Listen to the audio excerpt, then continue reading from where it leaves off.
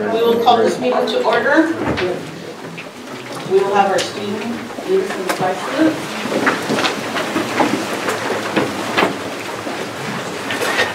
Ready? Yes. I pledge allegiance to the flag of the United States of America and to the republic for which it stands, one nation, under God, indivisible, with liberty and justice for all.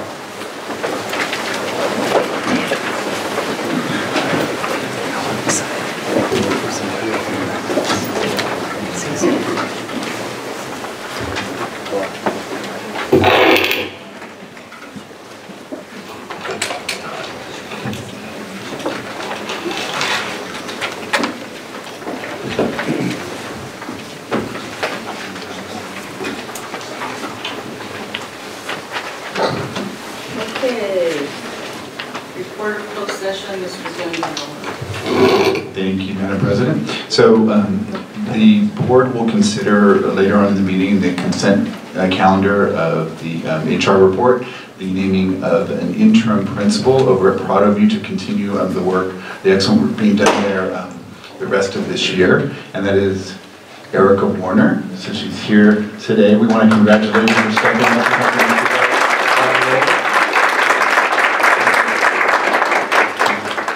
Opportunity to continue serving CNUSD in a new leadership capacity. I'm very excited to support the staff and community at Prado Elementary. Thank you to my California family down here for being with me tonight to celebrate. Thank you. Thank you, Erica. Thank you, and we're excited to have you. We already know you, but we're excited to have you anyways. Okay. Adoption of the meetings, November 12th. I need a motion. So moved. Second. Alexis, please vote.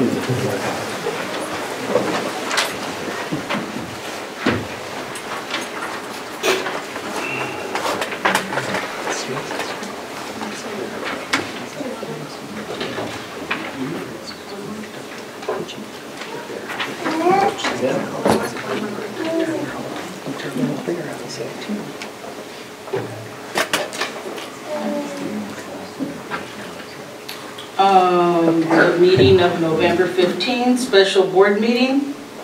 Motion? Move. Second. Vote, Alexis? Oh, she's not voting on that one. She wasn't there.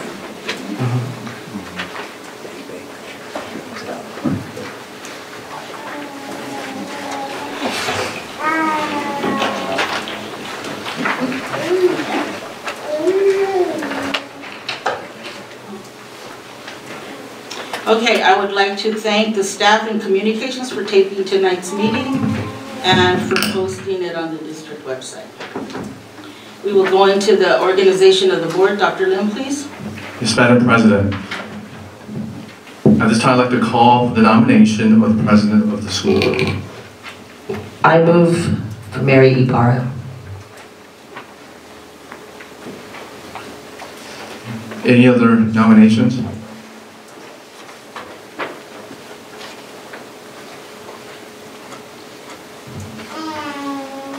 Any other nominations? Last call. I need a motion, excuse me, discussion, please. Any discussions? Okay, I need a motion for Ms. Ibarra to be the president of the school board. A second? We need a motion? I move. And I second. Ms. Mata King, motion. And Ms. Ibarra, second. We need a vote, please.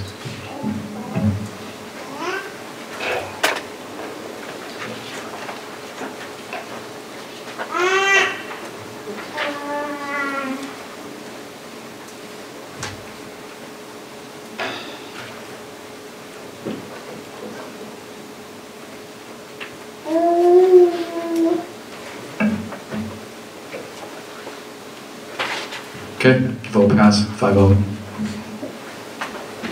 Ms. Ibarra, Vice President, calling for nomination, please.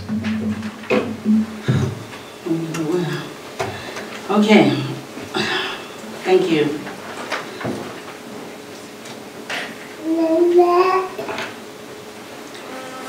Okay, I need a nomination for Vice President, please.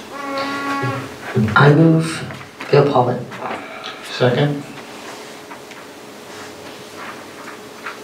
Any discussion?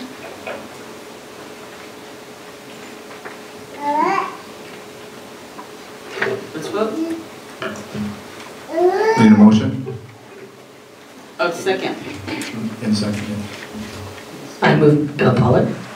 In the backwards to down. And I second it. Yeah. Thank Oh, you. he seconded, okay.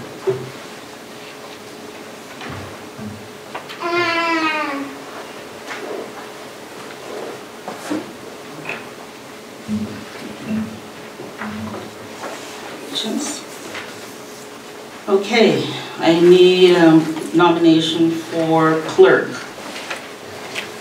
I move myself. Any other nominees? I would also like to move myself. We're going to do that. Is there any discussion? I guess discussion would be, at least from my point of view, I've been on for a good long time. No offense, dear, but it's just been your first year, so just my thoughts, so yeah. And I would like to nominate myself.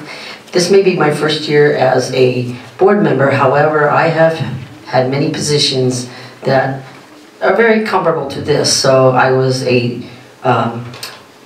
union president for 4 years in Downey Unified. That was over 2,000 teachers that I was responsible for. I was also a member of CTA for many years. I was also a liaison for CTA. I also was a department chair for the schools that I served, every school that I served at. So I do think I have the capabilities and abilities to do a great job as clerk. Okay, so would you like to make your motions? You know what, I'll go ahead and retract mine. I'm fine, so yeah, I'm good. Thank you. So I move myself. Second? Thank you. Okay, let's go.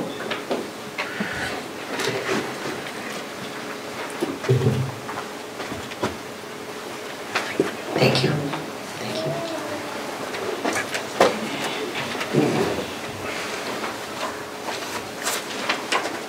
Recognition of outgoing board member who is staying.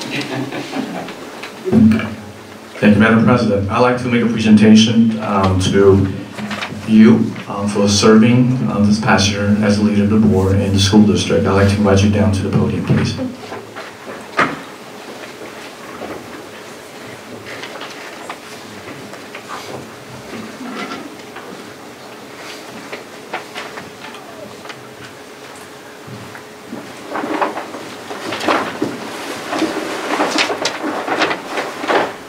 Please join me at the podium. I think I will turn this way so we can also face the audience.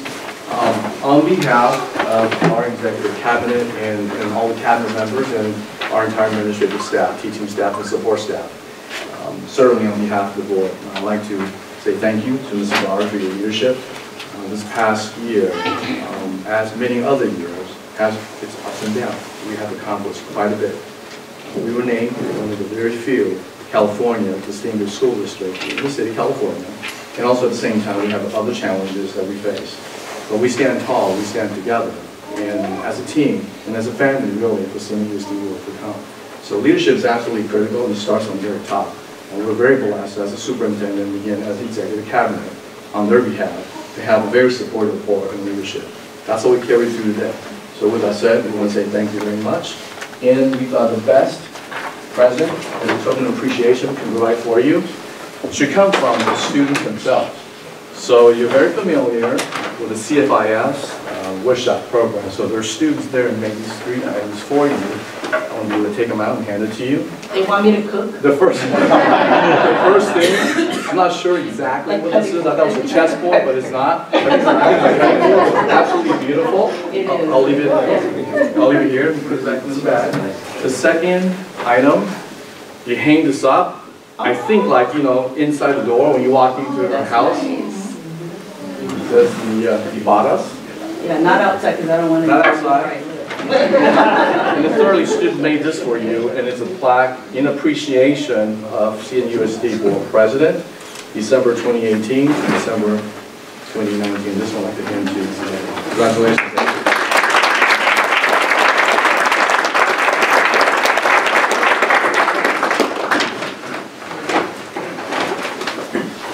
Well, it's been a great year, and like Dr. Lin said, we have had some challenges. And we've made it through to this point, and I'm excited and I'm honored to have the vote of my colleagues to keep going on for one more year. And thank you for attending. I know you're not here for me, but thank you for attending the meeting today. Thank you.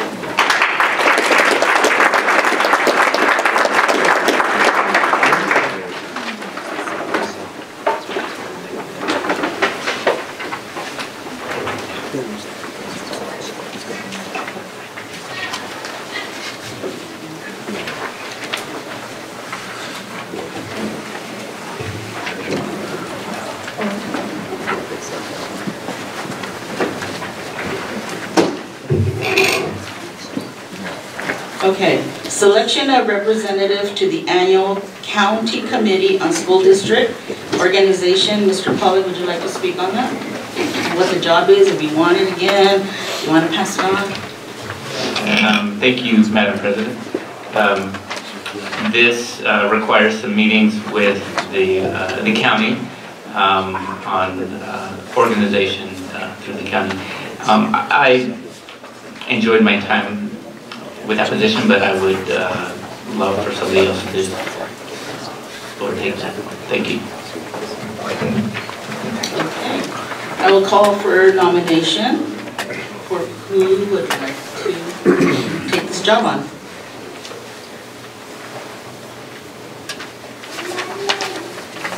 Okay, if we don't have anyone,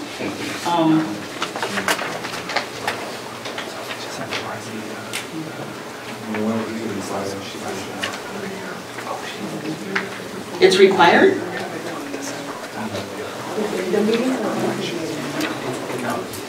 Maybe a couple times a year. Once a year for sure, sometimes twice. So I nominate Lisa. I second it. I accept. All right, all in favor, let's vote.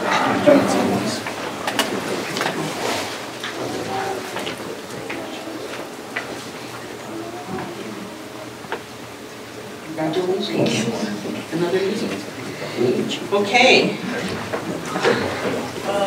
Special recognition, Judy now. Thank you, Madam President. At this time, it's where we normally recognize a Beyond the Classroom recipient. However, our person could not be here this evening due to personal reasons. So we are hoping that we could bring her back at a later time this year to have her recognized. So we will be passing on that recognition this evening. Thank you. Next up, Dr. Sandwin Roser for another special recognition. Thank you, Madam President. So at this time, I'd like to call up Principal from Corona High School, Mr. Antonio Gonzalez, along with students Ulises Carrillo Martinez and student Richie Martinez. If you guys can come up here to the podium.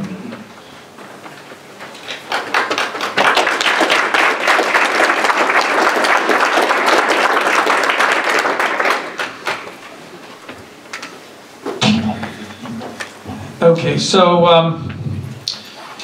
probably about 5-6 weeks ago, Antonio, principal, and I got the phone call you don't want to get, which is that one of our students on his way to school was stabbed by an adult, I think in his 40s, so the student at that point was being taken by paramedics over to Riverside to the hospital. And on his way, I was later notified by police that the student went into cardiac arrest. I'm glad to tell you guys that the student is recovering, and Antonio, maybe you can give an update in a little bit. Roman is the young man's name. But the two students that we have here, Richie Martinez and Ulises Carrillo Martinez, by the way, they're not related. In fact, they don't really know each other that well. They're both heroes, bona fide heroes, because Richie saw that he was walking with his friend Roman when this adult attacked him, probably maybe 4 or 5 blocks away from the school. And so he did what he could, and he once he knew that that Roman had been stabbed, he helped get Roman to a bench, the bus bench. And at that point, Ulises, who was walking behind, again, they don't really know each other, took off his jacket, and they both applied pressure to the wound, or the wounds, because there were several. And it's because of their effort, and they continued to do that, apply pressure till the paramedics got there, that then at that point the experts took over. But these two young men, literally, and when I asked them, you know, did you go through a formal program or what, and they just common sense took over, and they knew they needed to do the right thing for one of their classmates. So tonight, Ulises. Ulises. There you go. So here, I'm going to jump over here for a second. So Ulises, the Board of Education would like to recognize you for being a hero, and honest to goodness hero, and you really make us all proud for what you did and your courage. Let's give him a round of applause.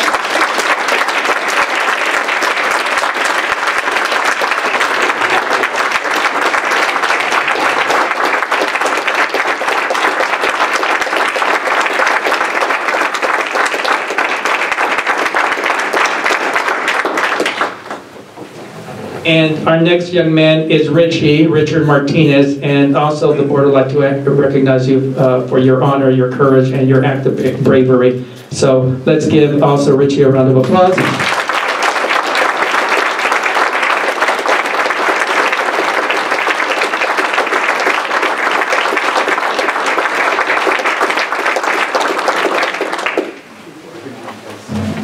Okay, we're gonna have Principal say a few words. Thank you, Board and Cabinet, for recognizing Richie and Ulises. I do want to provide a quick update on Roman. I did speak to Mom as I was driving down here on Bluetooth, hands-free. I did speak with Mom driving down here and to get an update on Roman, see how he's doing. He's been home for a few weeks now, and he is recovering. He's doing much better physically. He's not quite ready to come back to school yet in January, but he will be back eventually sometime second semester. But health-wise, physically, he is recovering and he's doing well. So that is the good news. In regards to Ulises and Richie here, in speaking to them after the incident and kind of getting their perspective is, when things like this happen, we get a lot of different rumors, a lot of different stories, a lot of different perspectives that aren't necessarily true, and rumors just fly, and then it turns out it just gets out of control. So in speaking to them and finding out, since you two were the ones who actually were there, Richie was actually walking with Roman at the time of the attack. They were walking side by side, and they were probably not even 2 blocks from the school. I mean, we can almost see the school from where it happened. And so Richie was the one who was walking with Roman at the time that it happened. Ulises was walking a little bit farther behind, but as Dr. Ben Rosser had mentioned, Richie literally carried Roman to the nearest park bench, and at that time is when Ulises arrived, and between the two of them were able to provide pressure and literally saved his life.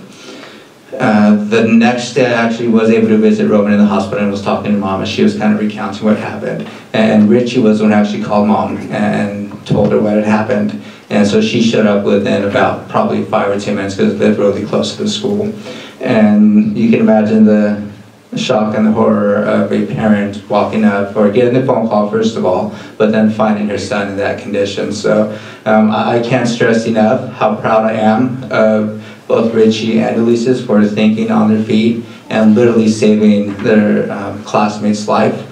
If not for their actions, this would be a much different conversation. I know that most of you in this room, cabinet board especially, you're aware of some of the tragedies that we've experienced in recent months and the last couple of years at Corona High School.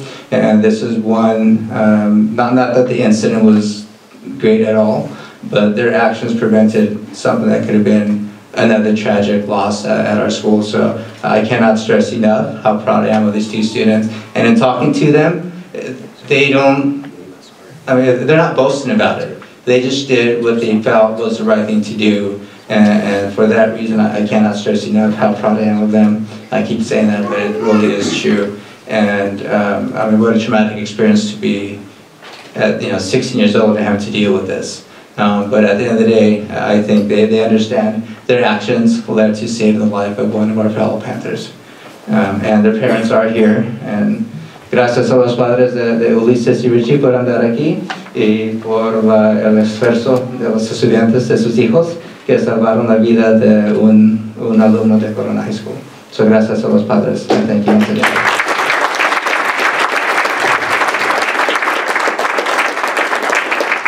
Yo también quiero darle gracias a los padres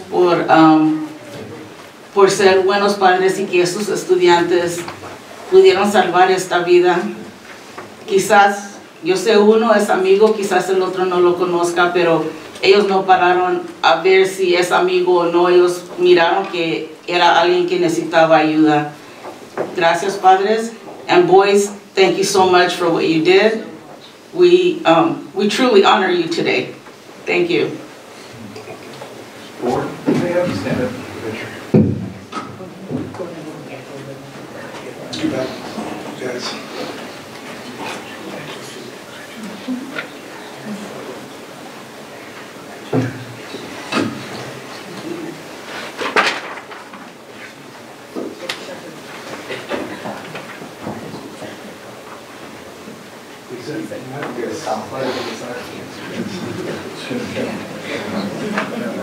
There you go. All right, here we go. 1, 2, and 3. One more. 1, 2, and 3.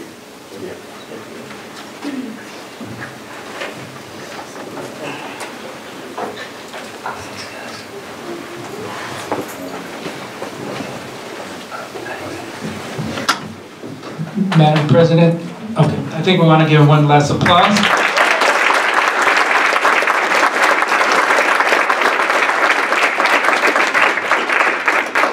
Yeah, I'd like to throw in a quick plug for Stop the Bleed program. Last year, actually through a lot of the leadership of Mr. Bill Pollock, we started the Stop the Bleed program, and we trained, currently we're training all of our classified employees on first aid, CPR, and AEDs, along with the Stop the Bleed program.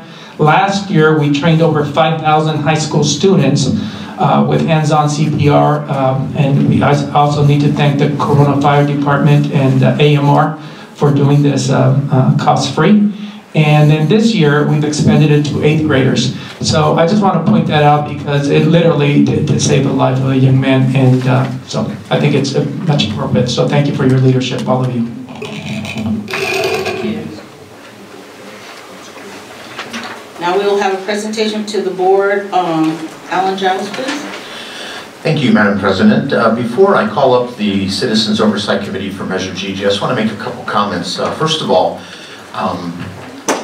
this group of people are wonderful people and well-respected members of our community who dedicate their time to help provide oversight as we administer to make sure the bond funds that our community has entrusted us with are handled appropriately and used on projects as the bond specified.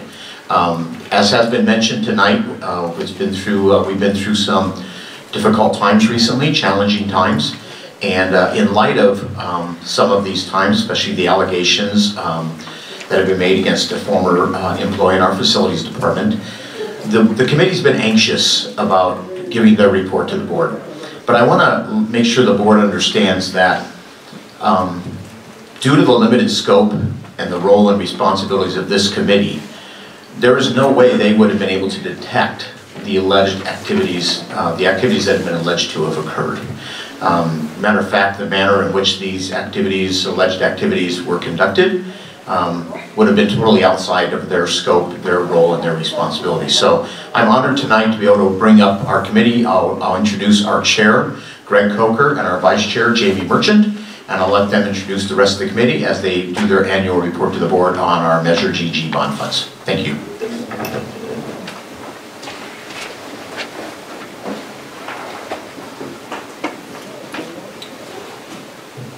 Good evening, Madam President and Board. Thank you so much for giving us the opportunity to give you our annual update. This is for the time period of July 2018 to June 2019. Just a brief, what button did I push? The right one. The right button? There you go. Okay. Just to give you a little bit of brief history,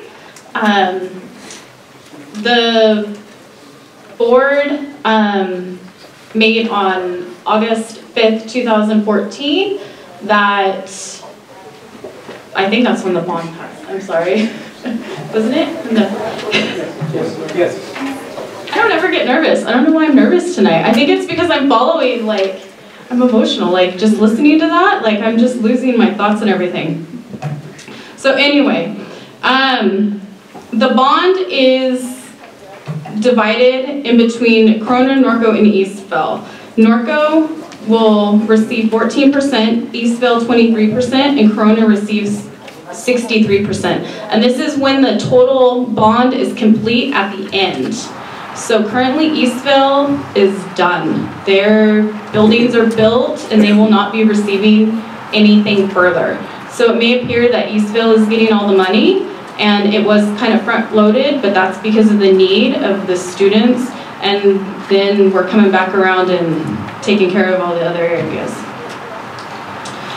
The Measure GG bond is a $396 million bond for repairs, upgrades, and new construction projects. I need to go forward, sorry. The purpose is to inform the public. Yeah, I'm good. I just have one more slide.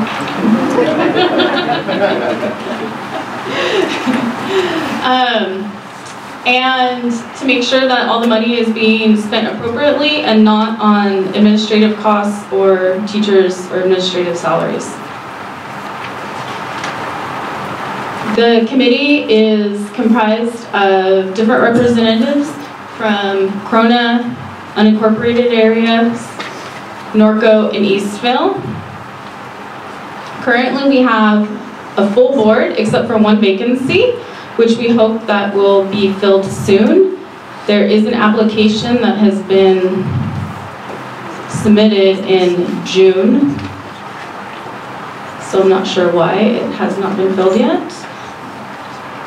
So hopefully, after tonight, an interview will happen and we'll get that position filled too, and that's for Corona and slash unincorporated PTA and parent representative. I'm going to pass it on to Nilo now. He is going to give you an update on the Corona projects. Morning, Madam President and Board. I'm happy to report that our projects in Corona, being John Adams, Garrettson Elementary, and Lincoln Fundamental, done and completed. I'm one of the newest committee members, so I'm excited to be on the committee. I'm here to give you guys an update about Jefferson Elementary, which is our next project that's on the works in the city of Corona. I was an alumni from Jefferson Elementary, so I'm happy to report that this school is finally getting an upgrade. Because I went there and it was still the same old school, but it's going to be a really nice school with this office building administration, much needed space that's needed for the school, and also the parking lot that's going to be incorporated.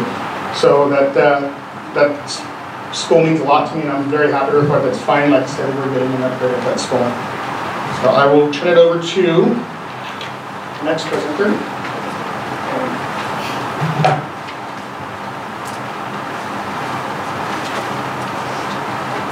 These are so quick, we're just surprised that it's I'm Corinne, I am the Norco at-large representative. So hopefully, I think I've seen pictures, all of you were able to go see Norco Elementary School now that it has been completed. And we all got to take a little tour a few months ago after it was done, and kids were back in it and actually utilizing all of the rooms. One of the things that you will see on all of these projects, as far as construction and reconstruction, are new admin buildings, the multi-purpose rooms, libraries.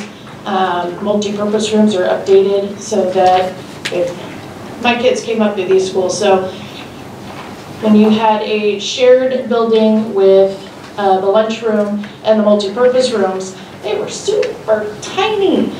You could never get all the kids in them. And for the most part, if you had any kind of concert, anything that you wanted to invite the parents to, you were outside the quad somewhere. So one of the, I think one of the things that hit most of us is how amazing these multi-purpose rooms are. And to have a stage, to have somewhere for these kids to actually keep equipment, and still be able to have a functioning lunchroom. Everyone can be inside probably if there's foul weather. They are amazing.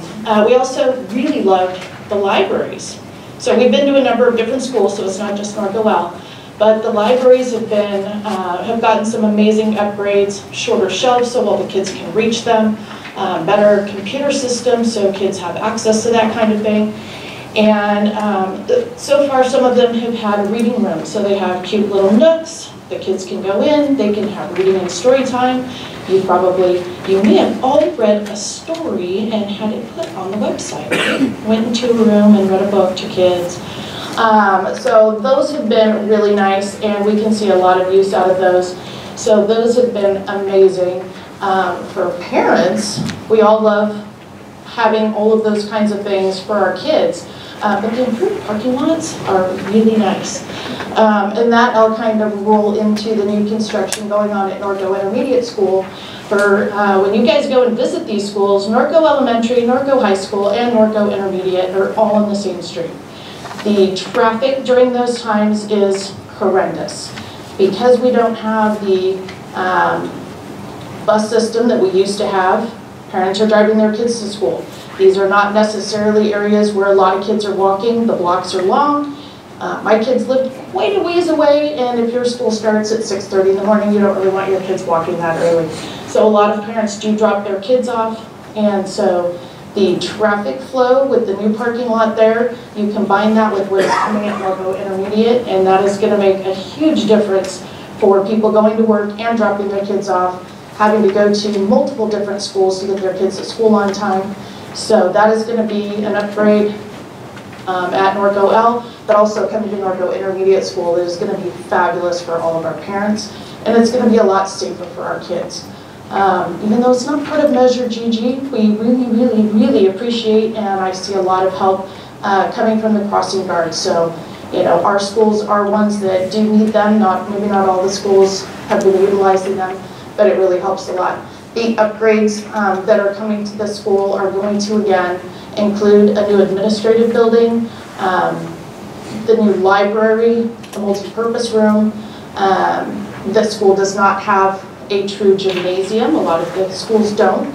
So that, again, is going to be another place where kids can get out of the weather. They can have indoor activities and outdoor activities and utilize the sport fields outside. So this is going to be an amazing improvement. And hopefully, after this one is done, because it's going to take a little time, we will be seeing some upgrades to some of the other Norco schools. Thank you.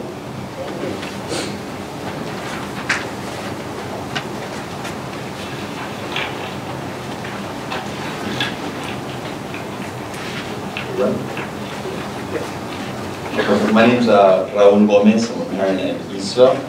Madam President, Board, Superintendent Lim, and Cabinet, thank you very much for allowing us to be here. I feel very proud and grateful that I live within the school district's borders because it's forward-thinking.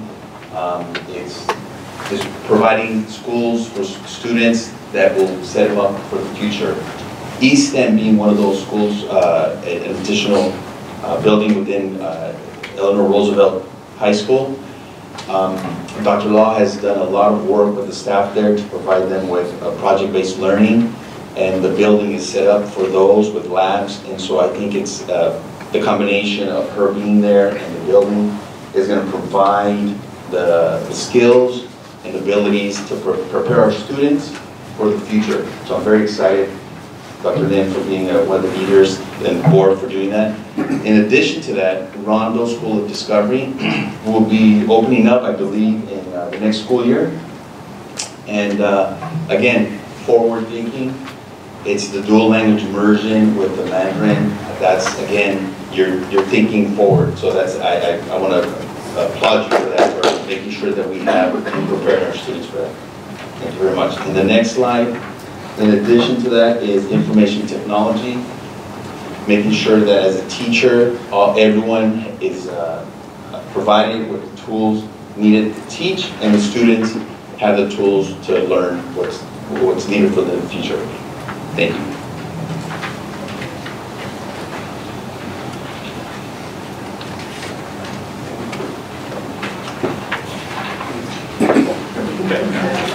All right, good evening. Good evening.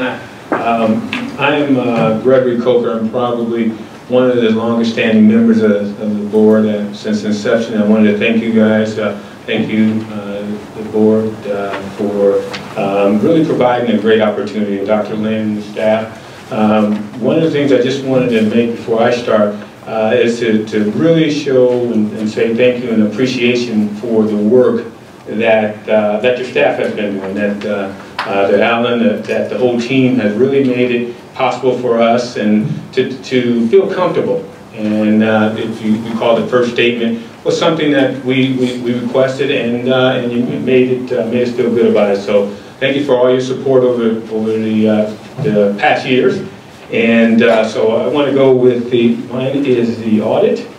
And basically the audit was conducted, and it was disseminated to the board members on March the 11th, and it was in compliance with the section, with the code section 1527.8, and all funds. We can attest to that. All funds were expenditures were in accordance with Measure GG. And so we feel really comfortable about it, even in the midst of some of our challenges. But we feel really confident that the board, the staff, the superintendent, and the executive team have really been forthwith in helping us in some of the challenging times. And you can here are the expenditures.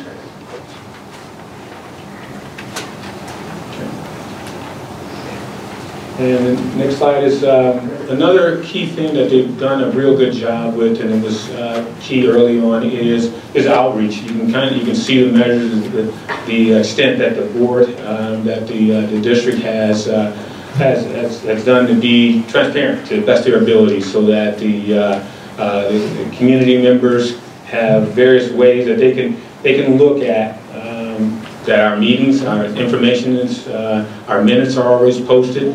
So they have various ways that they have the ability to see what Measure GG, look at our projects, and we really feel good about that part early on, and then that they continuously make it a point to keep us informed, as well as provide an opportunity for community to be involved through the social media, video, the website, as well as current events.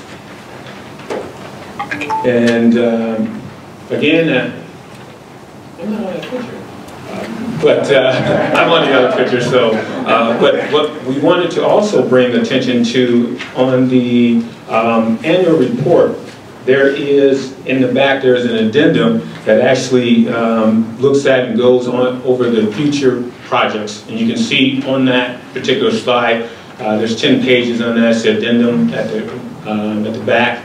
You can see also the process, the current projects that are in the process of being worked on, and the completed projects. And yes, Eastvale is completed, but we are ecstatic. We probably won't need anything for the next 50 years, but we're excited about the STEM and all the completions of the schools that we have. So thank you again, board, and I want to thank you from the Oversight Committee, and you all have a great holiday. Thank you. Thank you very much. I have a couple of comments just to the entire board, but first of all, just to thank you guys for the time commitment and what you're doing as the Oversight Committee. So I know I really appreciate it, and I know the board does. A couple questions, I think, to the staff about that open position. Is there a time frame for doing the interview or getting that settled? Yes, thank you, Mr. Pollock. Sam and I actually just talked about that today, and so when we get back from the winter break, we plan on scheduling that interview. Our terms usually run February, Marches, so we're trying to tee it up to where we have that vacancy filled about the same time that the other terms are all turning over at the same time. Okay. And then just the general, this is kind of hard because I don't want to put anybody on the spot, but I am. And if you don't feel comfortable, that's fine. But I want to make sure that you guys are able to have the resources and the information that you need to do your job as an oversight committee. So like if you're asking staff for specific information, I'm hoping that you're getting it on a timely basis, you're getting what you need, because you need that in order to do your job of oversight. So I don't know, hopefully the answer is yes. If you feel comfortable speaking up, you can, or emailing any of us if the case you think that something could be improved. Well, I think that, and I'm not first, I think there's always continuous improvement. I think that the board and the staff have made some improvements and changes in the past, and we have some ideas, but we are in communication. So we're in communication ongoing. We have a specific meeting. We intend to possibly have other meetings and continuous communication. So I think the board is very, very favorable and supportive.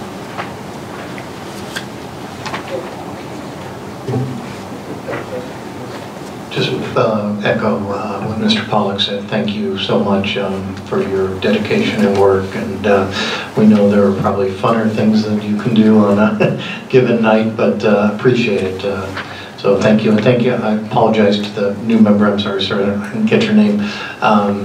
Saying hellos, but and thank you guys so much. Thank you. Just a couple of comments. Yeah, again, I thank you for all your work, for all your hard work. When you get into a big job like this, 396 million bond, right? And you've been working on it for a long time. You've identified some of the strengths of the work, right?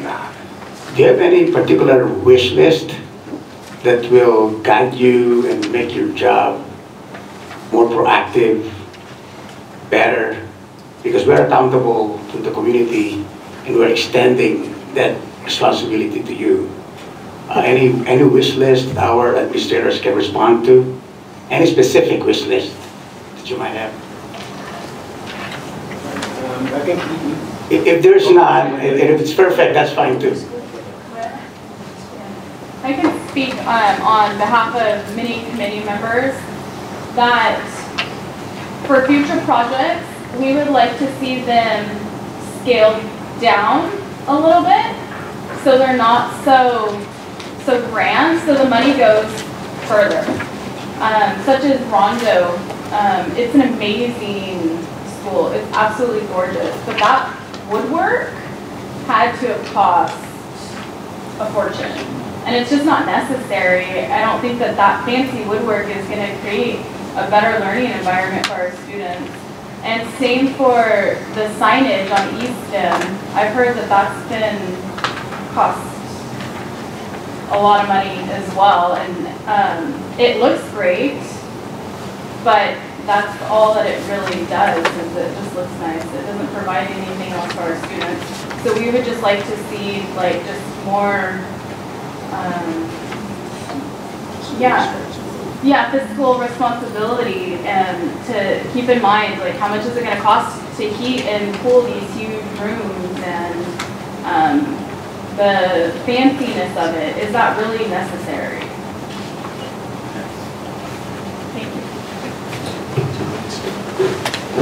I would like to also thank the committee for all the hours you put into the meetings. Thank you for the comments. And our staff, our cabinet, our staff, heard you. So thank you, because I know you guys been through a lot this year. So thank you so much.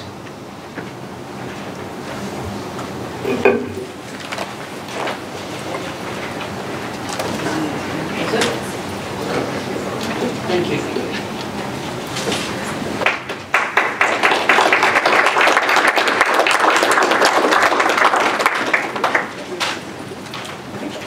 Okay, the 2019-2020 first interim financial report. Dahlia?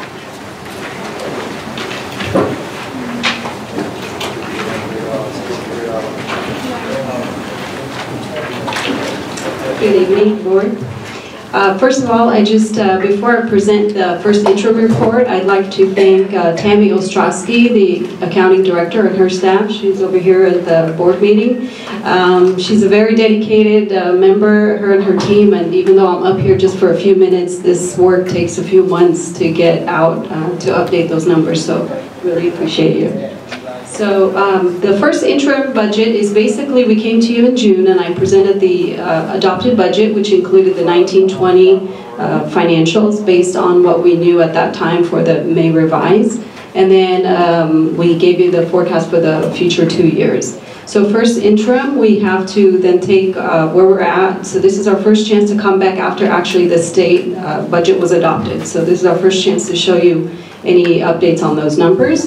So the 1920 school year, we have updated the numbers just a bit, and also based on what we know as far as our enrollment trends and so on. And then also I have to project the out 2 years as well, the 2021 and 21-22.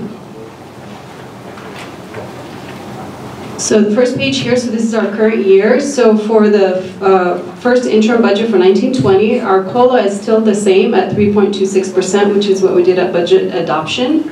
Our unduplicated pupil count went up just a little bit to 49.2. We were at 48.3 as projected in the adopted budget. You'll notice here our projected ADA actually decreased to 50,740. That's about 365 student or ADA decrease from prior year. When we adopted the budget, we assumed just 100 decline from last year, so we're now a little bit more than that. This is based on our CBEDS and CalPADS information that we capture in October, so we're still going to monitor it, and usually at the second interim we have a little bit more accurate information on where we're at. Then we update our federal, state, local revenues as well, and then our carryovers get updated. So that's where it really differs from the adopted budget, is we bring in all the dollars that were unspent last year that belong to school sites, fundraising accounts, and so on. We bring in all those expenses into the 1920 first interim. So if you take a look at the numbers, this is the revenue piece. You'll see LCFF pretty much stayed flat, because even though we declined more in our ADA, it's kind of a hold harmless for the first year, so we're still at the same projection. We wouldn't be impacted by that decline in ADA until next year.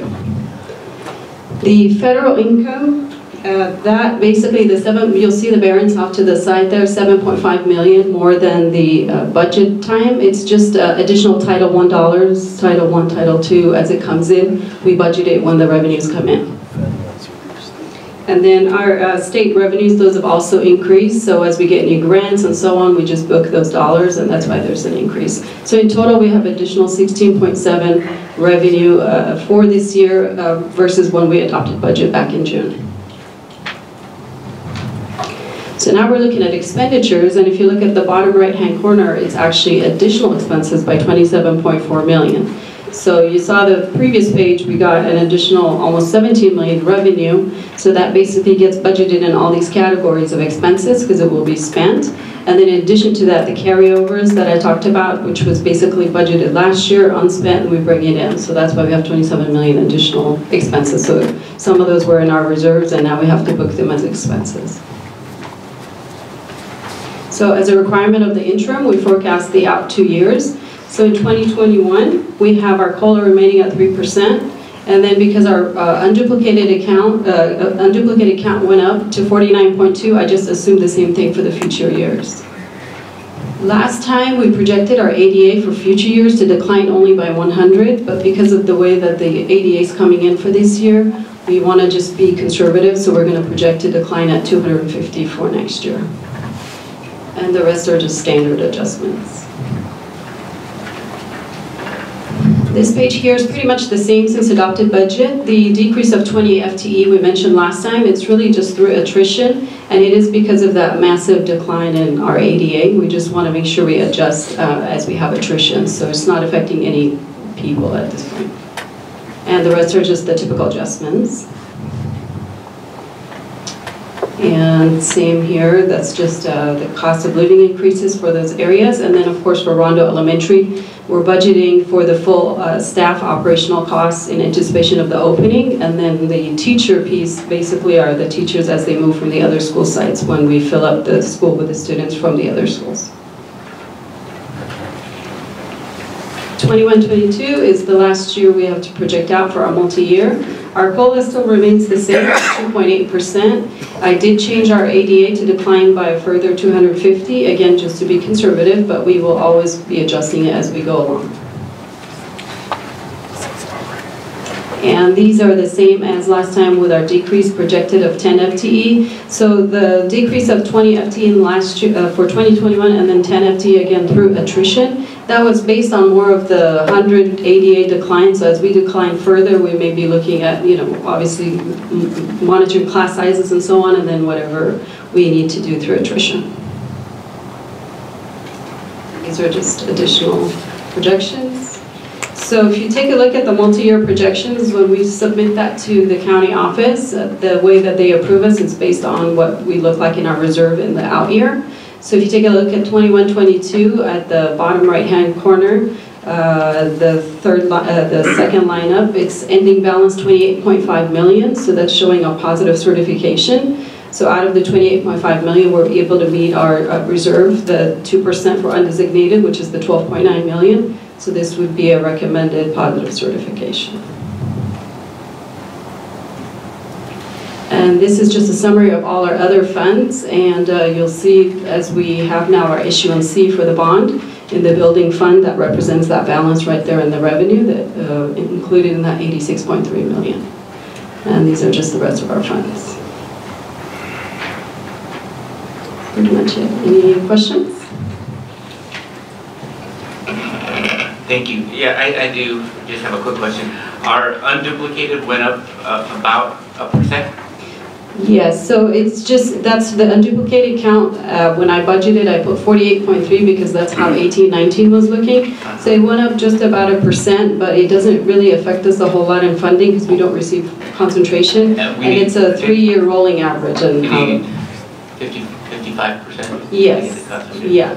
So it helps us receive a little bit more in supplemental funding, but it doesn't really go into effect because it's like a 3-year average. So even if it goes up 1% in that year, by the time it averages out for 3 years.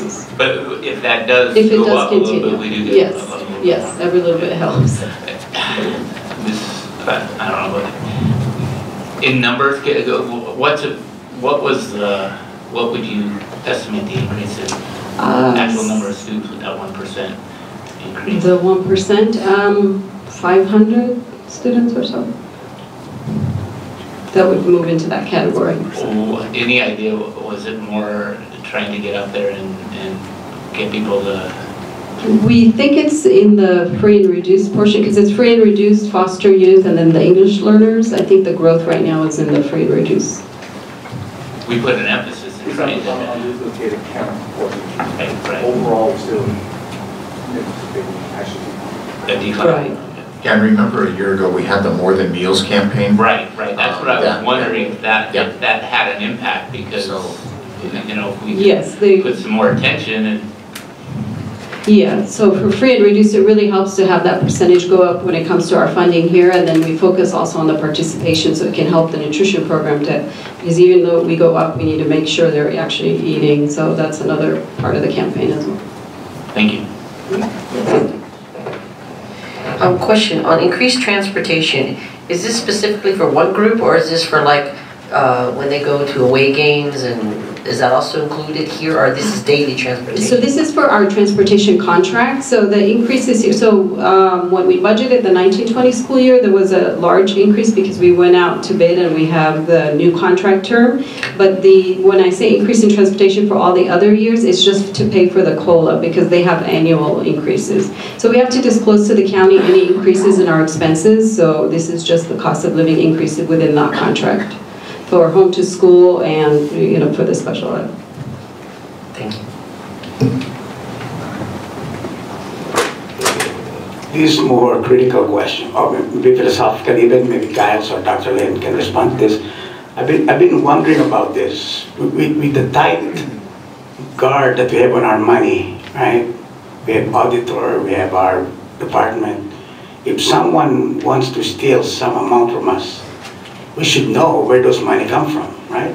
Is that a reasonable thing to be thinking about, or am I just crazy to think about it? Because somebody stole 2.4 million, right? Where did that come from? Where did that come from? I would say, Dr. Lau, simple concept and question. In terms of the alignment of the answers, I'll do the best I can to try to provide you a response. And so, number one, the 2.4 million that you're referring to has to do with a recent allegation that's going through the proceedings that comes out of a totally different pot of money. And to keep in mind that the DA, and now this is public record, is looking at charging the 1.4 million, I believe that's the actual dollar amount. The 2.4 was the number that they were looking at, but the DA did not charge that dollar amount to the perpetrator, right, a former employee. If they have enough evidence to point to the 2.4, they would have charged them, whatever the dollar amount is. So that's my understanding from the process. Obviously, everything is in the hands of the investigators and the units and moving forward in the court proceedings. So that piece right there, what you're hearing tonight is our own internal operational budget. And not only we have sound systems in place, not for me as a superintendent to say that, but we have audit procedures in place that's required by law. In fact, tonight is one of those processes, the AB 1200 process. Keep in mind also that it's not just CNUSD, but the County Office of Education has a fiduciary responsibility to make sure that not only what we say makes sense, they literally comb through each item and making sure that what we're saying aligns to the actual resources versus the expenditure. So in this particular presentation, we're about $600 million revenue school district on the LCFF. And the expenditure, as you can see, we're very happy that we're able to, at this point, to provide positive certification recommendation. That dollar amount to the dollar is being monitored, and so to answer your question this way with a summary, it would be, I wouldn't say impossible, but impenetrable and nearly impossible. And I have to ask my business folks to weigh in the process of what we're looking at today for the general fund, as you've seen today. Mr. Giles, any other? No, I think you explained it really well, Dr. Lin. The only thing I would add was the alleged activity that has been alleged to have occurred, remember, was in our facilities budget, which is completely different from this budget that you're looking at here. And when we talk about our facilities budget, there are multiple pots of revenues in that facilities budget. Some of that is state facilities money, which is matching funds that the state provides for projects that are eligible for state matching funds. Some of that is community facility districts, which you have on your agenda here this evening to approve formation of. Some of that is developer fee revenue, and then some of it is bond money.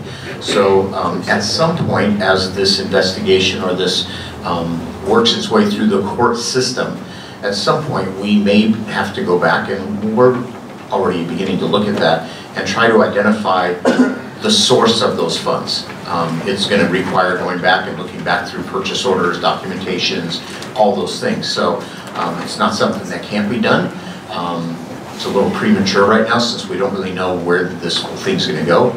But at some point, it may be something we would have to do. Is our major GG committee has access to that, or have some voice to look at those, or do they just approve what we think they should be approving? Do they have access to those kind of deliberation? You know, here's our, because you mentioned facilities money, these are bond money for facilities, right? Perhaps Mr. Giles, you can explain a little bit of what the statutory requirement is and the function for the Oversight Committee. The Citizens Oversight Committee is an oversight committee. They are not, their role is not to approve contracts, to approve purchase or change orders. They're just to make sure that the funds are being expended the way the resolution, the bond language indicated or stipulated that they were to be spent. We have audit firms that perform our audits for us, and then we provide them, every time we meet with them quarterly, we provide them with a financial summary and an update of any financial activity that has occurred since the last time we met. So we provide them a financial report which has highlighted any changes from the prior meeting. So they're aware of what's changing. They don't audit our books, that's not their role. Again, we have auditors and staff that perform those functions for us. But they're given the opportunity to dialogue with us where the money is going. Yes, yeah, absolutely. Thank you. Any other questions?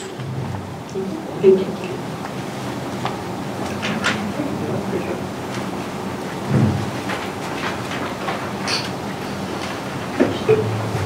We will move on to Superintendent's report. Dr. Lim? Thank you, Madam President.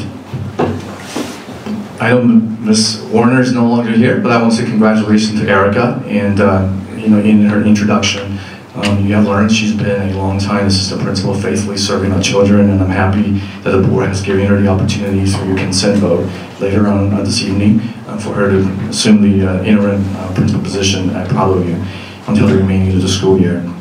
I'd like to also congratulate our newly elected officer, and we're looking forward to your leadership and support moving into year 2020.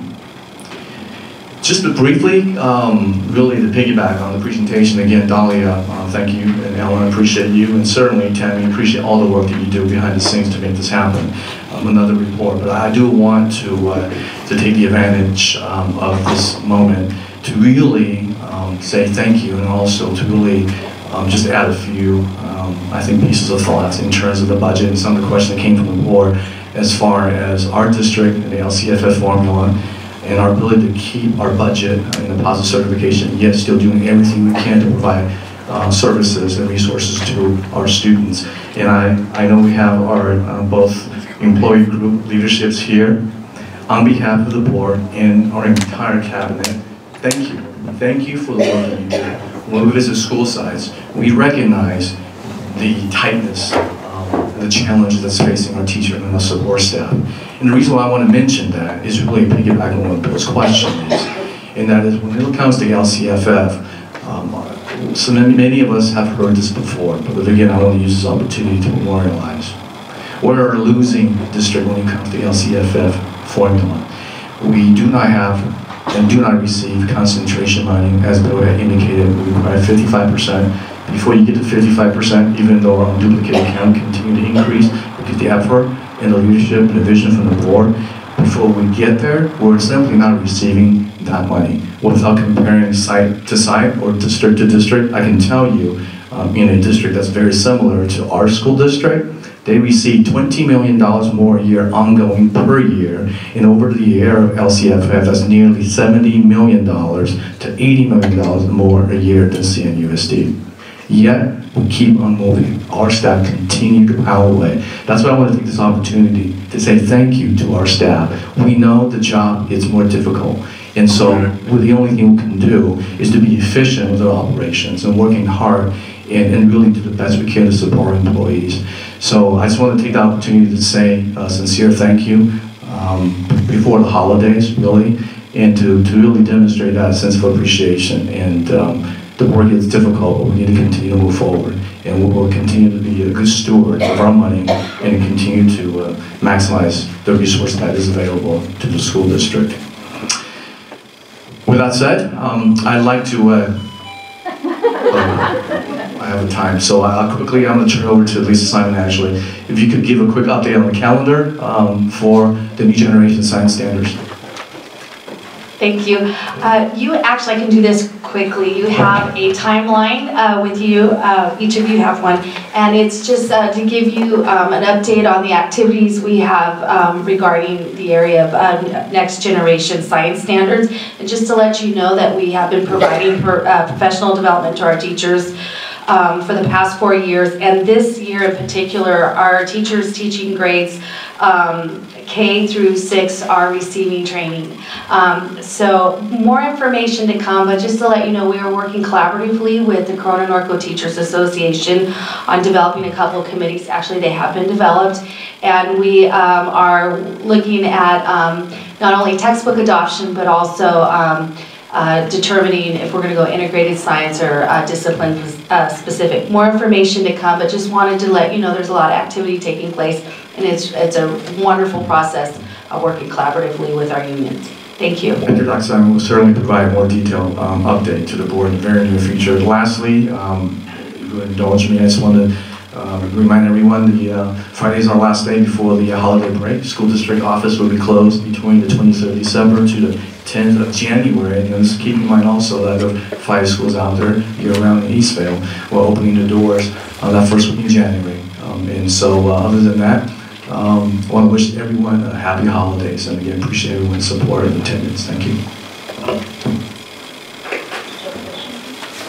Yeah, I had a question on the NGSS. So this is year 1 of full implementation, you said, for K through 6?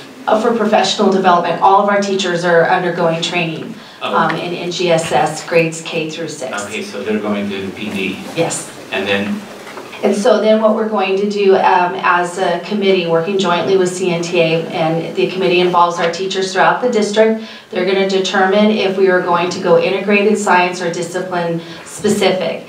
And we actually have another timeline that we're going to bring forward. I know Dr. Lynn and Ms. Now are working on the agenda where our team will be coming forward at a future board meeting to present more details on that. With the specific timeline, you're going to see a lot of action and activity. okay, well, I just didn't want to make, I wanted to make sure the teachers weren't given this and say, okay, this is what we're doing now, and we'll give you PD along the way instead of, you know, letting them. That is not going to happen. Perfect. Thank you for the clarification. I want to thank Lisa and Peter and Sarah, because we did meet the other day about this is a passion of mine. So of course I want to make sure it's done and done right. And so the progression is we have the standards there, okay, just like the Common Core. And so we want to make sure that there is a communication between the teachers to make sure that they buy into what we're going to suggest, not just from the top down. And I appreciate that, I really do. The other thing is too that we have to look at our resources. What are going to be the best resources for whatever they decide, integrated versus disciplinary. So, and they're, you know, they have different suggestions, but I really do like that idea that everyone's going to be trained and everybody's going to have opportunity to speak their voice. So thank you very much.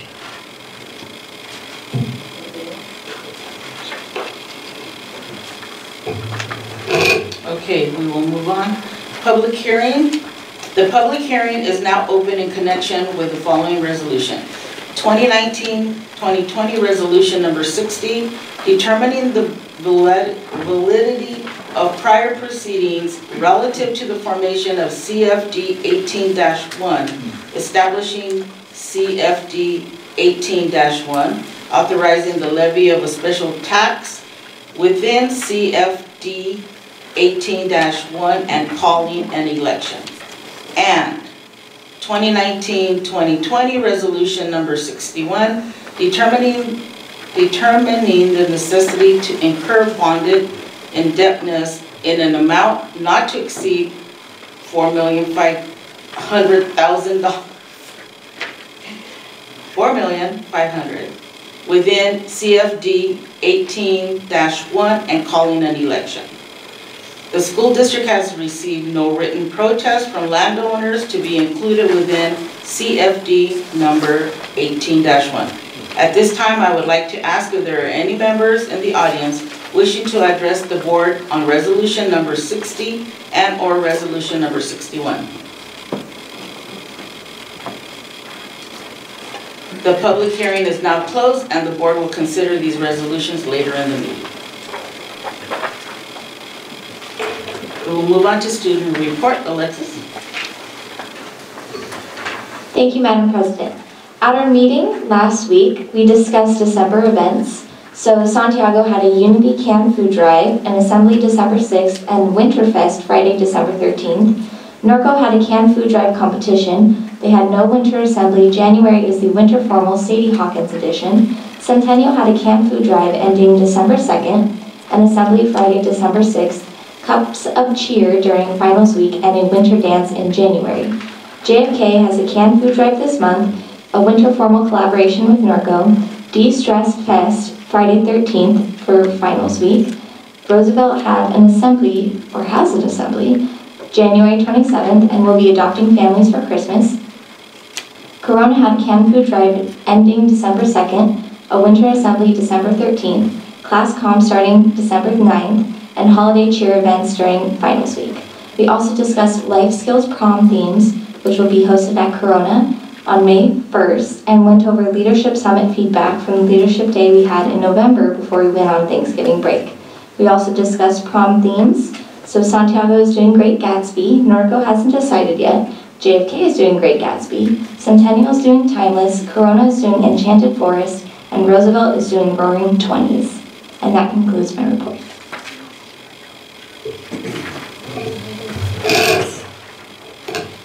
So is it Great Gatsby, is that's like the thing now? Oh, got it. Okay. Got it. It's like students know about that way back then? Okay. I'm sure they'll pull out clothes from their mom's closets or something. Okay. Board members, we'll start with Dr. Lawless. Okay. Good evening, everyone. Let's see. Well, the one thing that I did that was really, I think, significant was the California School Board Association presentation that we did. And I did that presentation with Dr. Simon and Dr. Ben Rostro. You know, we were not expecting a group of board members to attend because it's late in the afternoon, but they showed up. There's a lot of people there. But the fun part about the CSBA presentation is the planning. I think my communication with Dr. Ben Rostro and Dr. Simon was very fruitful. The breakfast meeting, the coffee chats, the presentations, the discussion. I think I learned a lot more than before we started the conference, and hope that both of you learned quite a deal as well on the issue of equity, right? So that's very important. The other thing that I attended was the California Association for Bilingual Education parent graduation at Rainey. There's some 35 parents who showed up, and they were very happy, they were excited. I talked to the principal of Rainey and had a chance to really sit down and have an informal conversation, and also enjoy the breakfast with all kinds of food that was offered. The other thing I have in my report is that on February 24, and I sent a flyer to Dr. Simon, the University of California, Davis is co-sponsoring a STEM Professional Development Conference in collaboration with Redlands Unified School District and University of Redlands. And it's really the 9th conference, and they offer training, robotics, computer as a form of intervention. You know, I think I mentioned that some school districts like Redlands do their intervention for those kids who are not making it, are not passing or nearly passing our standardized test. Instead of doing the 180 or reading or 180 math, they throw the students in the robotics or programming, computer programming. And so they're doing that big conference at my university on February 24, and I hope that you guys can come. And there are a number of districts that are included in that consortium, and some 20 school districts doing those, and we are not included. So I hope that some of you can look at it and see if it's worthwhile doing it. Thank you.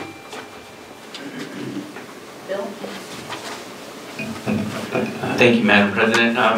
I want to congratulate Dr. Lalas and Dr. Bunrostro and Dr. Simon on the presentation at CSBA. It was very good. It was very engaging, and you guys did an awesome job representing CNUSD and the equity that we're showing. So thank you for that.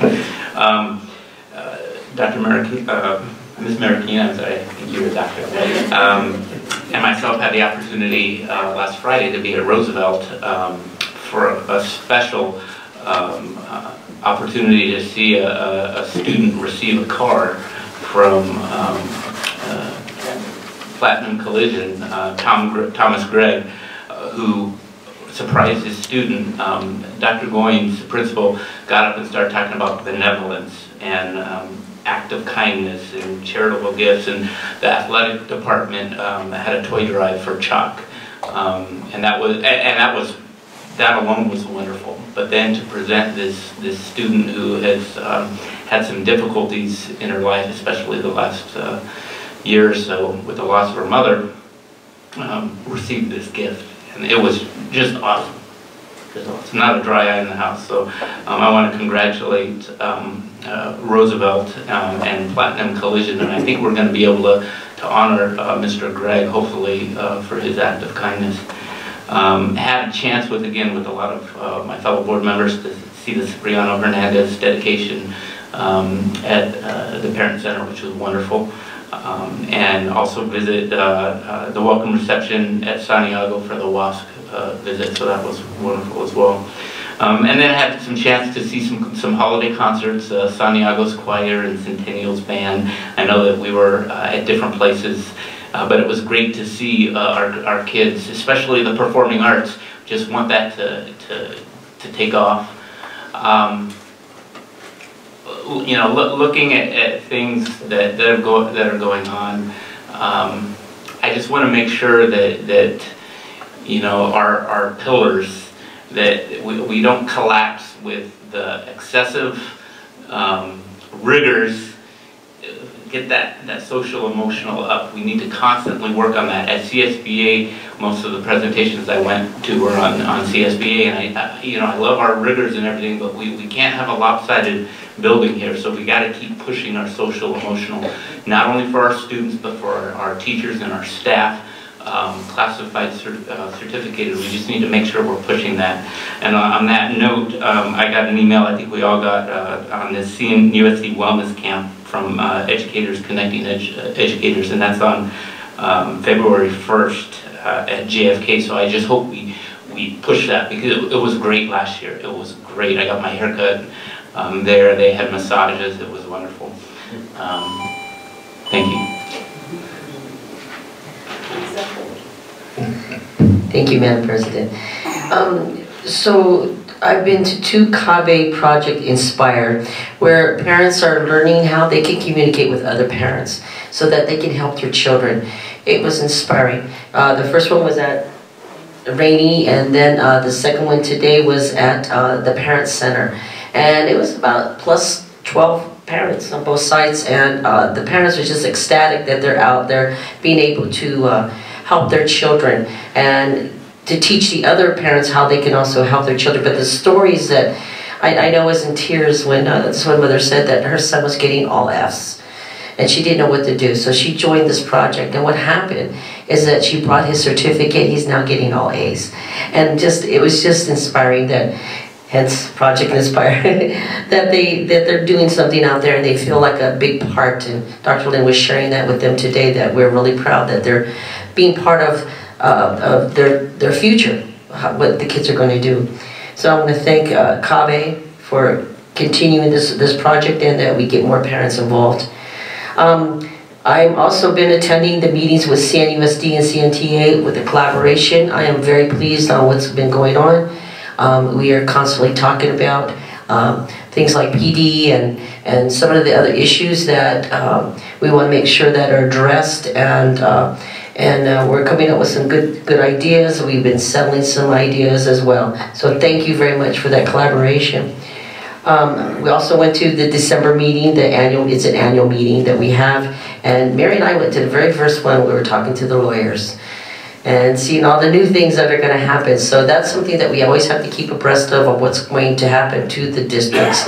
And so we became very aware of what's coming up really shortly. Also we attended Ciprio, and I learned a lesson with Mr. Hernandez that he not only a first Latino school board member, but I never knew that the Parent Center in front was a Hispanic community, and on the other side was the Caucasian community. And so for a long time there was a lot of strife between these two communities until Mr. Hernandez came about and solidified that.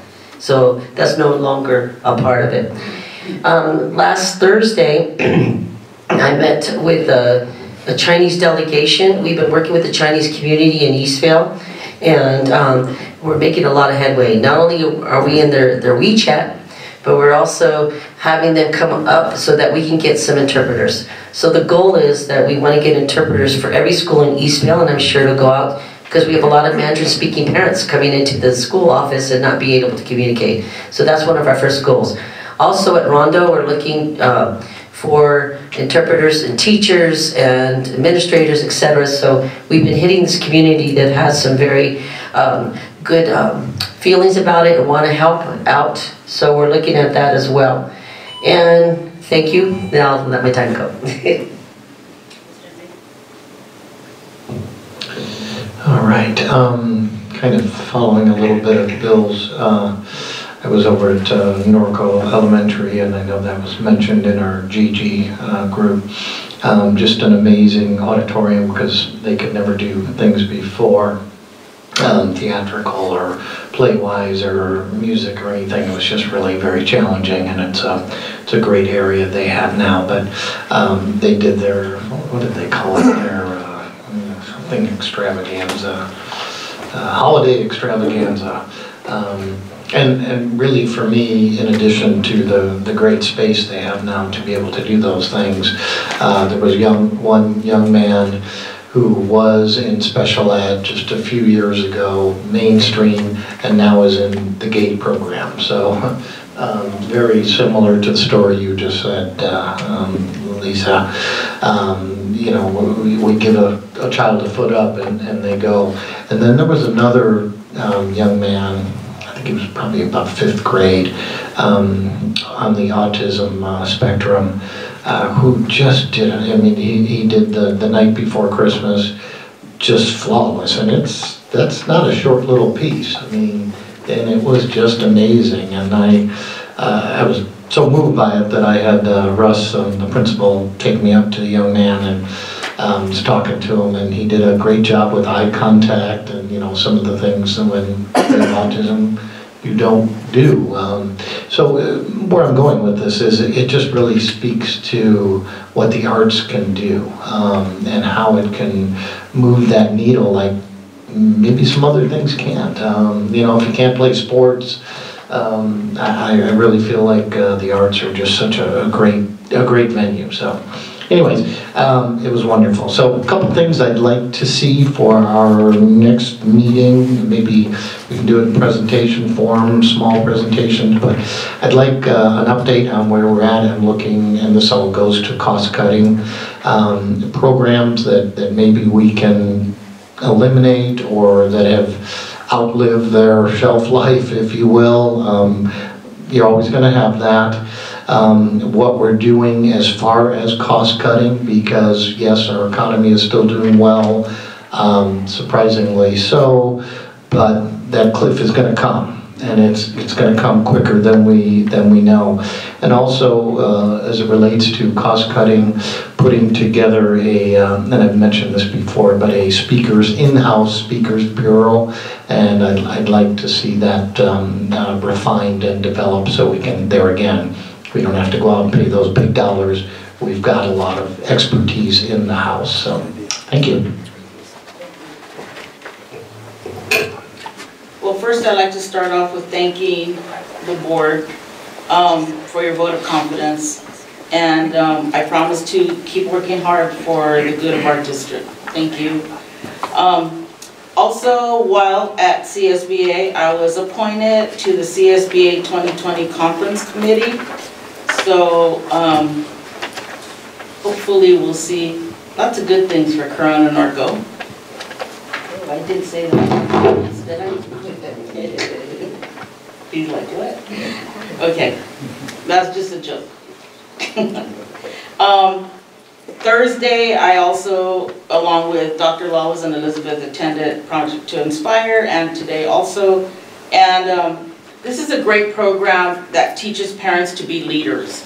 And what one of the parents was saying also, like Lisa said, it was a different parent, but they are learning how to help their kids and teach their kids, and they see also that their kids are progressing in their classes, they're getting better grades. So thank you, Lisa, Simon, and Carlos, for okaying some of these projects that we really need. It's open to all parents. It's not just one group of parents, it's open to all parents to go. And we are going to have the program also at Rainey next year, and I believe again at the Parent Center. So it's a very good program. Happy holidays, Merry Christmas, and Feliz Navidad to everyone. Happy Kwanzaa. Okay, Employee Association report, CNTA please.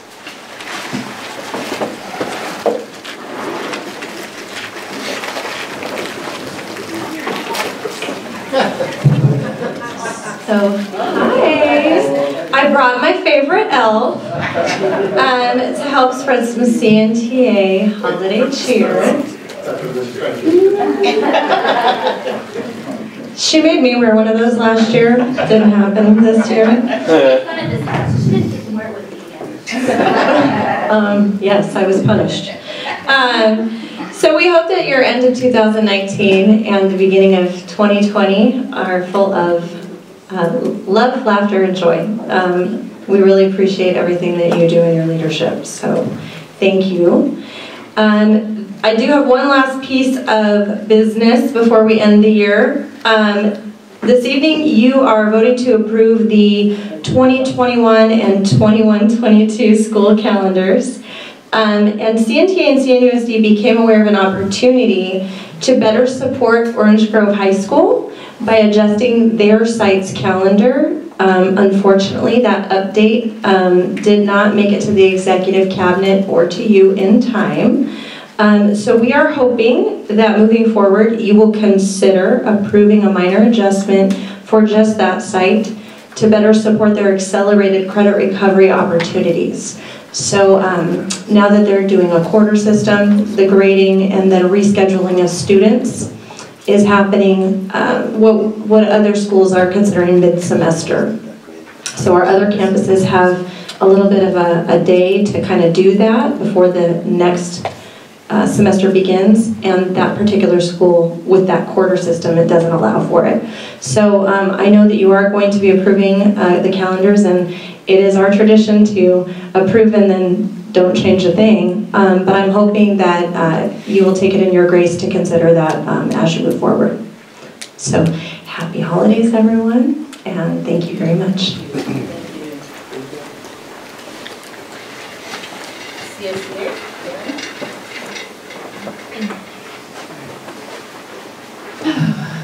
Well, good evening, Madam President, board members, cabinet. We just want to wish you a Merry Christmas and thank you for an awesome year. We look forward to doing it again and spending nice, good quality time with all of you. One of the things we did want to bring forward is that on November 26th, CSCA, Chapter 369, and Corona North Unified School District reached a tentative agreement on its 2019-2020 reopener, effective July 1st, 2019. I'm just going to go through the articles that we updated, which is Article 6, hours and overtime. We got some really good language for our classified employees for summer school assignments. Article 7, we are looking at a 2.0 increase ongoing on the salary schedule with contingency language. Article 8, health coverage, health and welfare benefits. We got a 0.4 increase ongoing on the benefits cap. Article 10, vacation privileges. We added some language that will help with our vacation process. Article 13, promotions. We added some language that will give preference to unit members. So we will be voting on that this coming Thursday, and we look forward to, we're asking for a yes vote, so we're hoping to go through with all that. And that's it, that's my report. Thank you, everyone. Have a great night.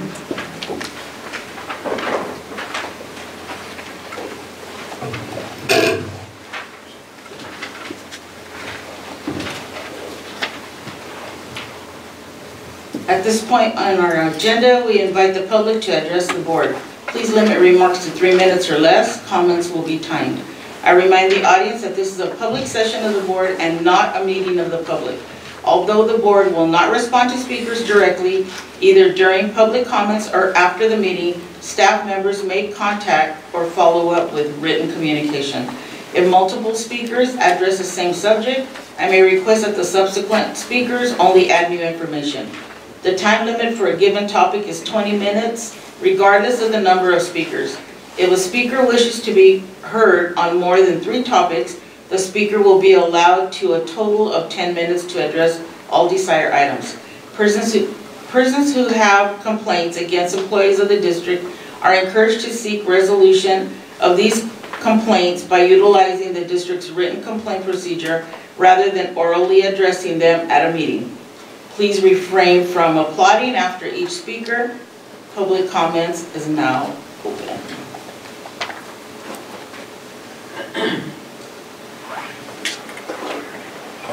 John, Devil Law. Beautiful, that's just fine. Originally it was Danilov, it's the Yugoslavian, so I answer to, as soon as you open your mouth, the D. Before you start my 3 minutes, I compliment you with Feliz Navidad and all those. Instead of just saying happy holidays, folks, just give it all to them. When somebody says Feliz Navidad to me, I respond back. Somebody says happy holidays, I go happy holidays. I'm not out to upset anybody. Before you start my 3 minutes, I'm a disabled vet. I am an immigrant. 45 years ago, I didn't speak a word of English, blame all the teachers. I love teachers, so this is really difficult for me to be here tonight. Also, I'm a transfer family.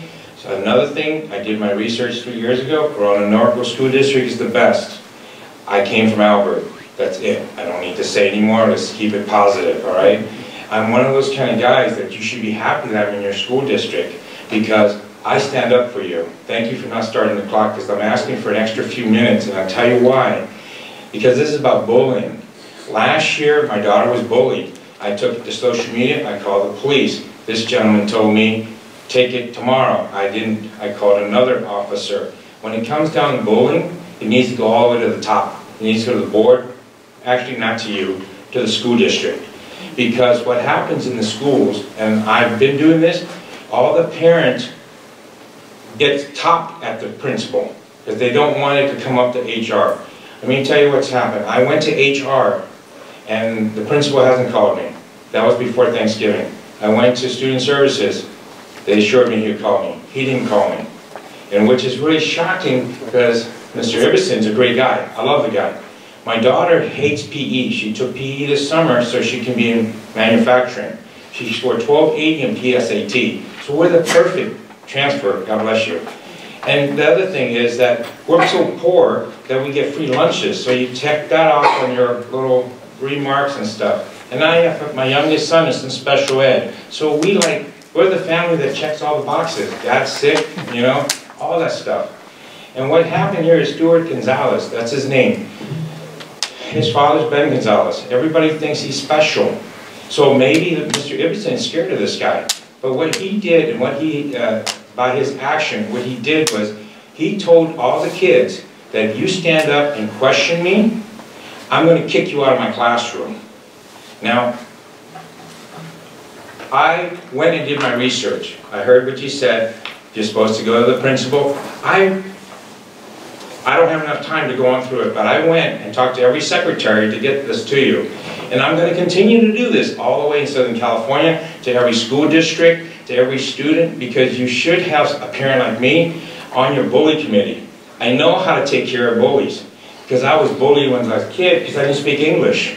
So now I stand up for people. You know, I speak a couple of different languages because I have a phone. I just Google it, right? I'm not smart. The thing is Mr. Gonzalez thinks he's going to get away with suppressing me and suppressing my daughter. This is year 2020. We should have a female president. I'm from Riverside. We've got 2 city council women now. Hopefully we'll get a mayor as a woman. I have a 15-year-old daughter who, at the age of 8, I was told that she is like 23 years old. She's extremely intelligent. She gets me in trouble all the time. I don't even have a girlfriend anymore, because every girlfriend I've had is offended because my daughter's smarter than they are. And I get pretty smart girlfriends, all right? So Mr. Gonzalez here thinks he's going to suppress this father who spends all his time advocating for other people. You know, if any of you guys here says you did not get this letter by now, you need to talk to your secretary, because I've talked to every secretary possible. I got to respect the 3-minute rule. If you guys give me 2 more minutes, I can finish and explain to you why. It's only 3 minutes and we have another card. I understand. But folks, Stuart Gonzalez, you need to check into him. Thank you, sir. Thank you. Jamie Merchant? Can I say something? The public comment should be earlier. Give me a pat in the back for staying so long, because I won't give up. Norfolk, funny thing, 1 o'clock in the morning, CarMax, I was there. City Council. Thank you. Jamie? Sorry. Thank you. Good evening again, Madam President and Board. Did you know that choking in young children is the #1 cause of death? And it's choking from food. That 1 in 5 children die in the US from choking on food. Every 5 days a child dies from choking on food, and over 12,000 children are taken to the hospital every day. The reason I'm giving you this information is because I found out a couple months ago that our noon supervisors that are with our students when they are eating are not CPR certified and choking. And this just came up from a casual conversation that I was having with one of our noon supervisors at Garrettson. She knew that I taught CPR and she expressed an interest in learning. And I was absolutely shocked that it wasn't required to be a noon supervisor when our kids they're around our kids when they're eating in an uncontrolled environment, and choking is so dangerous. So at Garrettson, we kind of take it upon ourselves to fix problems, and I have taught every single one of our supervisors first aid and CPR. They are all American Heart certified now for AED, child, pediatric, and infant. And I just hope that the district will take this and it will continue on to other school sites. This Stop Bleeding is it Stop the Bleed that Dr. Ben Rostro, this is the first I've heard about it, but it sounds like an amazing program. And I really hope that I think that it should start at the noon soups and then just kind of expand from there. Every single employee in your district should ultimately know CPR. So thank you for your time, and I hope you have a great evening, and Merry Christmas, Happy Hanukkah, and whatever else you celebrate. Thank you.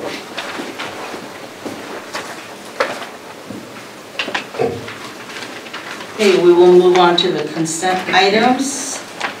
Are there any items to be pulled from the agenda? Yeah.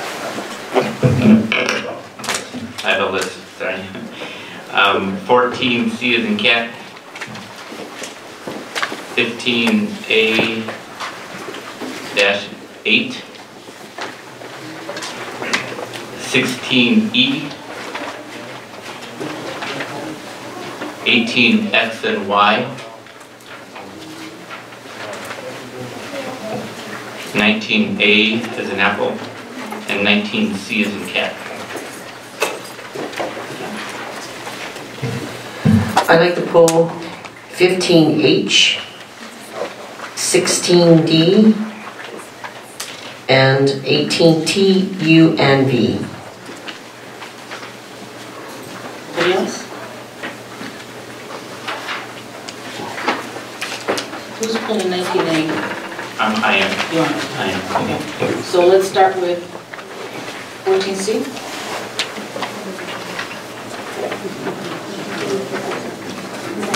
Yes, we will approve the consent items. So, yes, with the exception of all the ones that were pulled. So moved. Second. Please vote.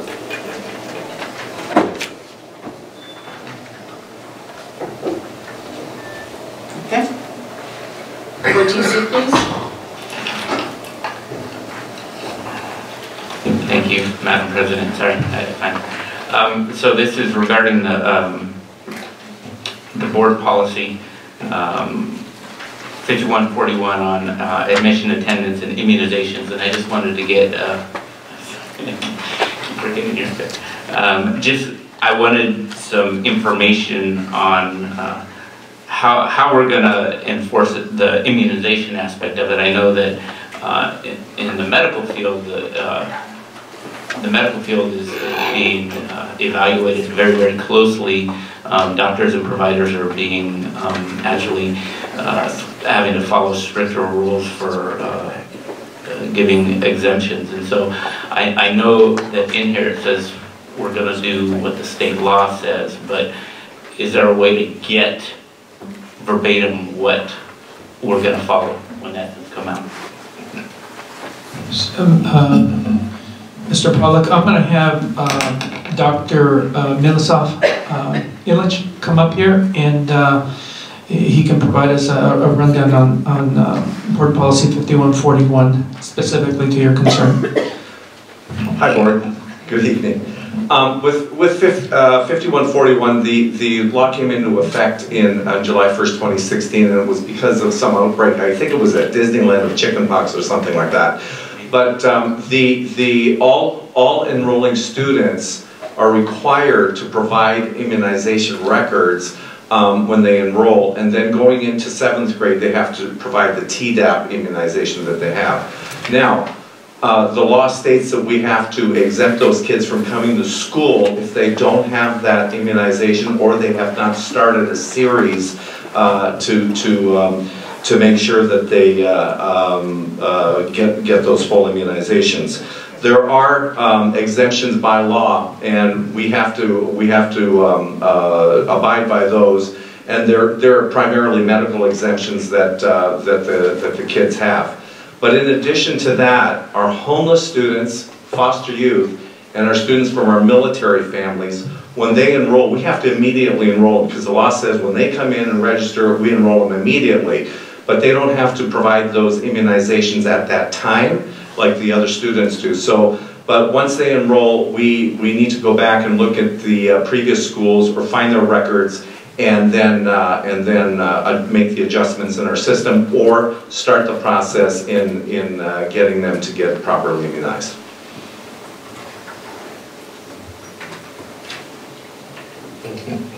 Will we have a copy of the law regarding the exemptions? Because I know, again, that's getting more strict, and I know that we have to follow that law, right? Right. So when that's available, or if it's available now, can we get that, if you can get that to us? Absolutely, absolutely.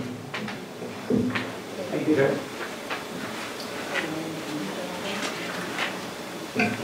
So I move to accept agenda item 14C. Second.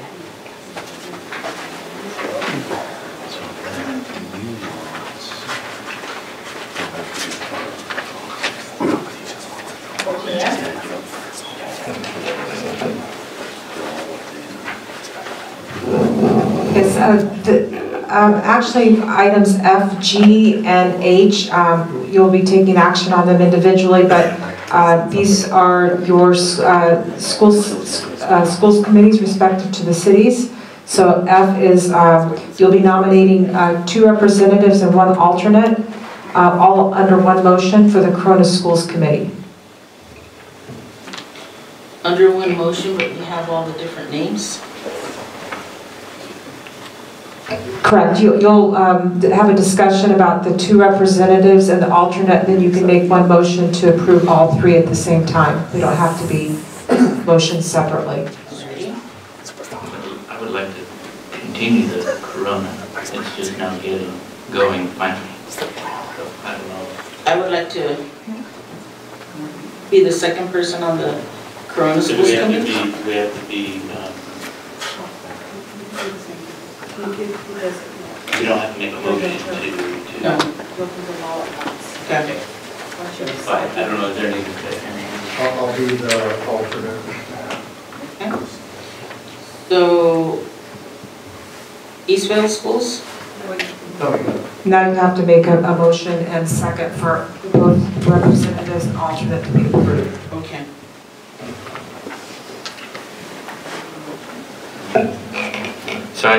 So on F, I make a motion that myself and Mary continue as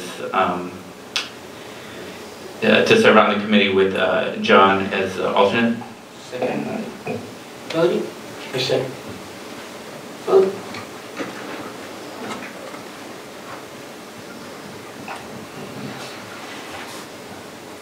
And now we do the same thing for Eastvale Schools Committee, item G. Okay, Eastvale Schools. I would like to continue. John, would you like to be? Because I'll do the Norco, so. So you want to stay? Okay, I will. Anybody else want to be on the Eastville Committee? Okay, I will continue. I'll be the alternate. Okay, so I will stay as the second person and Dr. Law is the alternate. Get a motion? So moved. Second. Let's vote.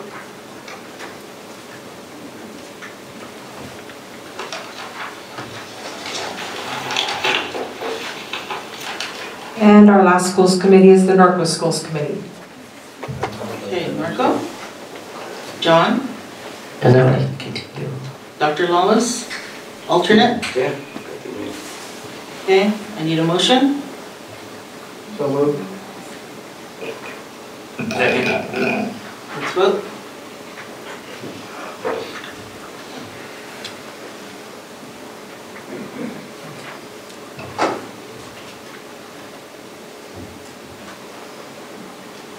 Okay. I nomination for CSBA Delegate Assembly. Elizabeth was finishing off Bill Newberry's term in that. So, who wants to be on this committee? So I'd like to continue. Okay. This is not the committee that we voted for earlier, okay? Okay. This is the delegate. The delegate, yes. Okay. So, do we get a second? Oh, is there a motion? I move to nominate Lisa Mary. Okay. Okay, let's vote. Because I have 1 more year, so we don't have to vote on that.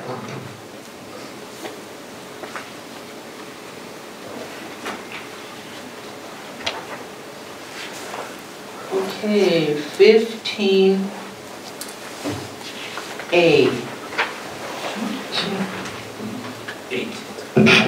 8, right? A-8. So I just wanted to hear more about this this pause to heal.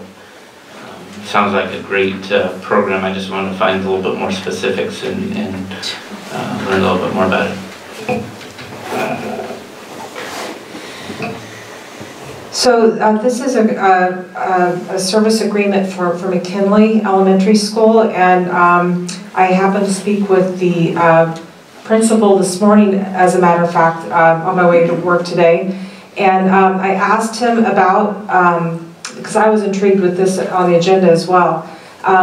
So they have a very strong student council over there because they are a leader in school, believing in student leadership.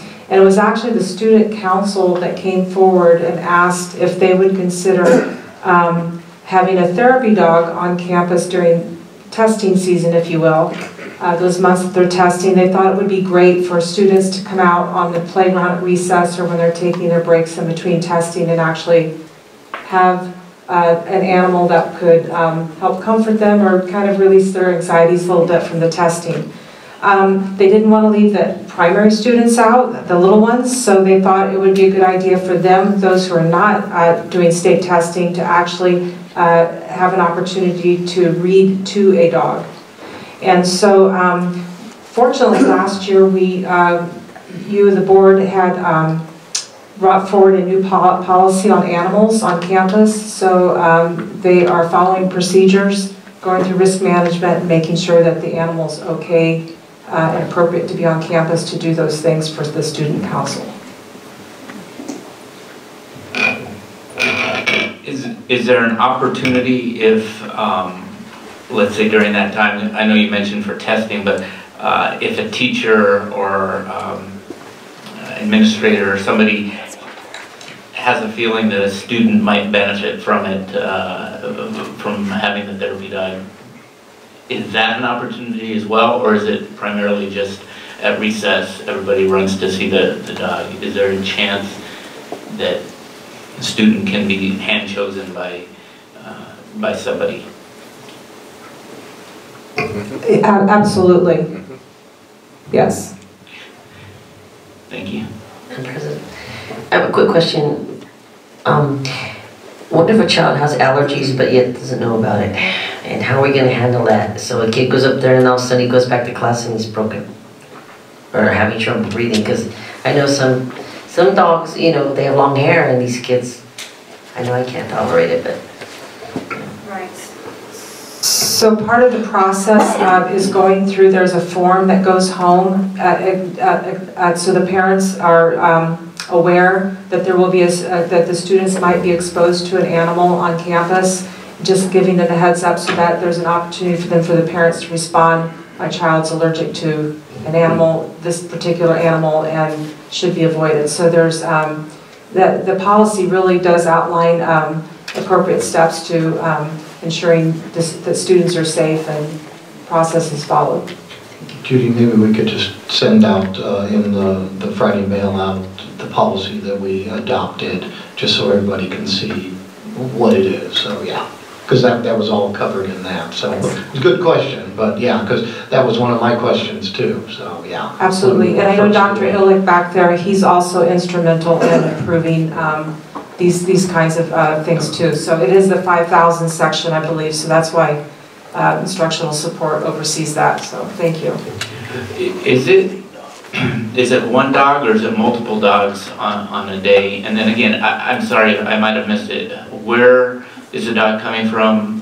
Who's bringing it? Who's training it for that purpose? So Paws to Heal is I'm not familiar where they're located, but it is an organization that has and trains dogs. They're willing to come and provide the service for no cost to the school. When I talked to Mr. Wilkes this morning, he talked about having a dog, but I think this is over a course of time, so it might not be the same dog, is what I'm assuming. Is this the same program that's done at Roosevelt? Because when we were there for the presentation, they were on campus with the dogs. Is it a different one? That's a different one. Yeah, that's a No. I was going to say, that sounds like the canine detection dogs that we have, that we've had a contract with the detection company for well over probably 15 years. That's done randomly throughout the district. the intermediates and high school level. Well, I want to applaud the student council at McKinley for taking that step, and also Pasta Hill for the donation. I'd like to maybe get some feedback at the end of the year on how it went, what problems were there, see if there's a chance for expansion, because again, I think that this is an opportunity to help. Yeah, I will definitely follow up with Mr. Wilkes at the end of the year and see how it went. Thank you. So I motion to accept, 15A-8. Okay, let's vote.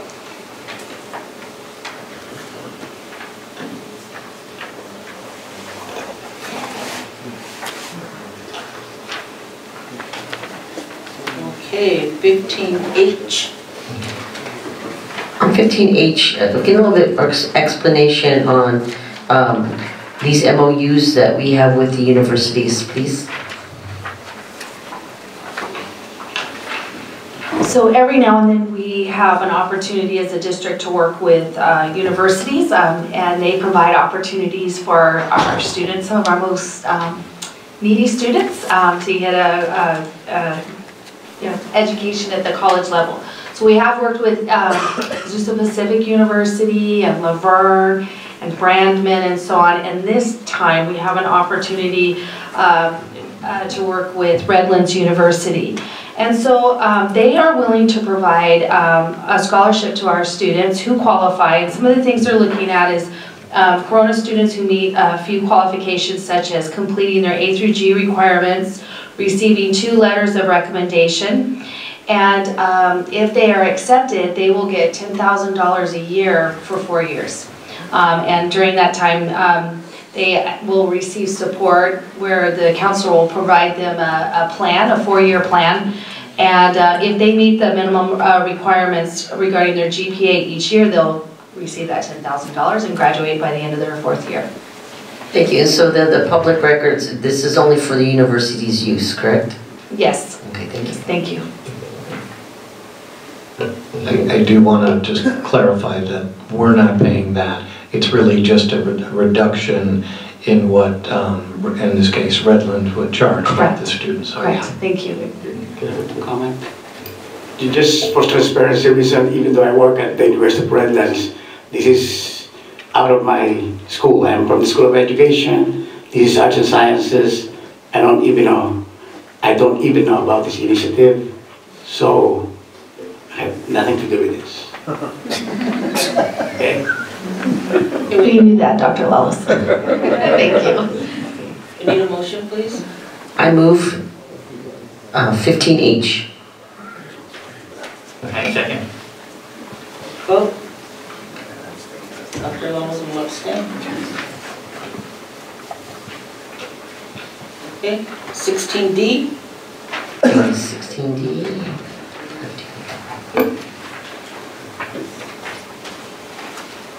Okay, this one I just like clarification on the hiring a Corona Police Department Community Service Officer for a youth diversion program.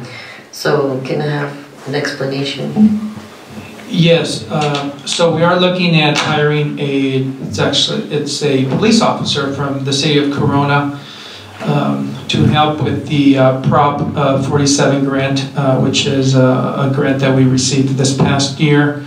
And so what the officer would do is provide mentoring, interventions, especially in the area of mental health, substance abuse, and placement services for youth in the city of Corona. This is targeted towards Corona because at the time they wrote the grant with us.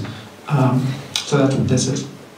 Thank you. Is that a police officer or is it a CSO? Yeah, here it says community service officer. I think that there's a difference. I think if I read that. It's a sworn officer. Sworn officer. Yeah. So I'll look at that.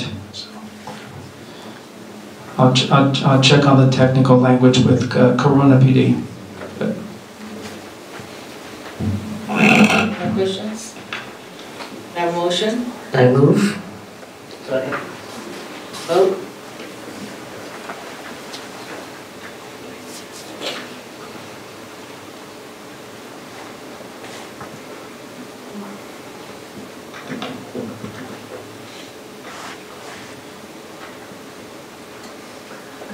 Alrighty, 16E.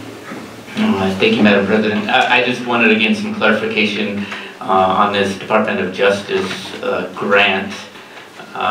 When we're talking about school violence prevention and mental health training, it sounds like a great grant. Again, I appreciate whoever's applying and getting these grants. But just a little bit of clarification on what this actually looks like in people, day-to-day terms. It says training school personnel, educating students. I don't know if you could give us a synopsis if you have that yet. We don't have all the details, Mr. Pollock, because this grant we just received, it's a $750,000 grant, 3-year grant. We are working with with our I'm trying to think of the name of the company. I'm trying to blank, but we're working with them. It's we've worked with them with several other grants, and yes, so it's strictly in the area of mental health and safety. So anything, for example, you mentioned about the Department of Justice training for school personnel and educating students. Prevention of violence, that's a component. There are numerous vendors out there, for lack of a better word, and presenters, so we'll be looking at that specifically. One of the pieces is, you'll see, for example, an anonymous reporting system. Well, we've had various ones over the last 10, 15 years, but with technology and with children change and the way we're reporting also changes from the old kind of WeTip type of a thing. So we're looking at something that is probably, involves apps and some of those features that today's children and today's teachers are very attuned to. And so again, we're looking at vendors and products, and so we'll be looking at that. But we're happy to get this because we continue to I'll use this word used from my predecessor, harden the target, so we can continue to make our schools safe.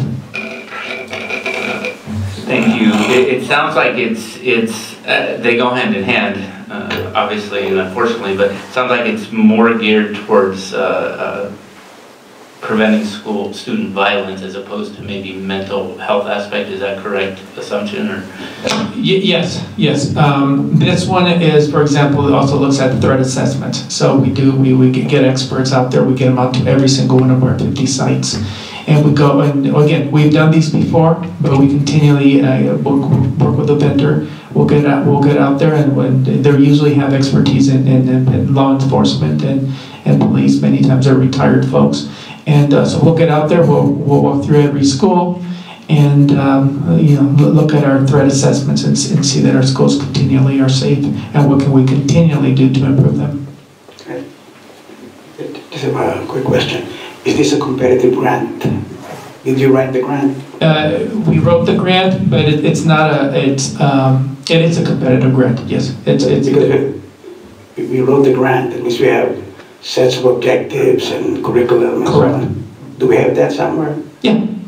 Can we see that? Because I think that the line of questioning that Bill is asking should probably on that particular proposal. If it's competitive and it's a US, federal grant, right? Yeah, this one right here is a federal grant, yes. So can we have a summary of that, or executive summary of that grant? Absolutely. So we can, And when you say we're training our employees, is it in that grant? A plan, a curriculum, a timeline? Yes, but it's broad. It's broad, but there is a timeline. For example, a district our size, when we say train our employees, we're not going to train them, let's say, all 50 schools in 1 year.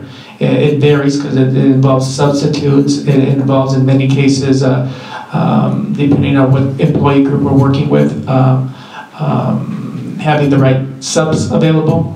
For example, if it's security guards, we're not able to pull all of our staff in one day, so we break it out throughout the year.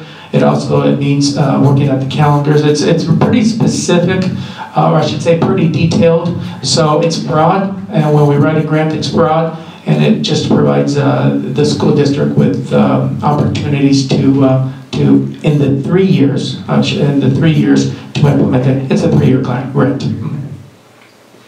And it's about 250 per year, so it's This one is, the stop grant is a $750,000 grant over a 3-year period.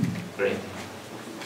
Great, well, I move to accept 16E. 16E. Second. Let's go.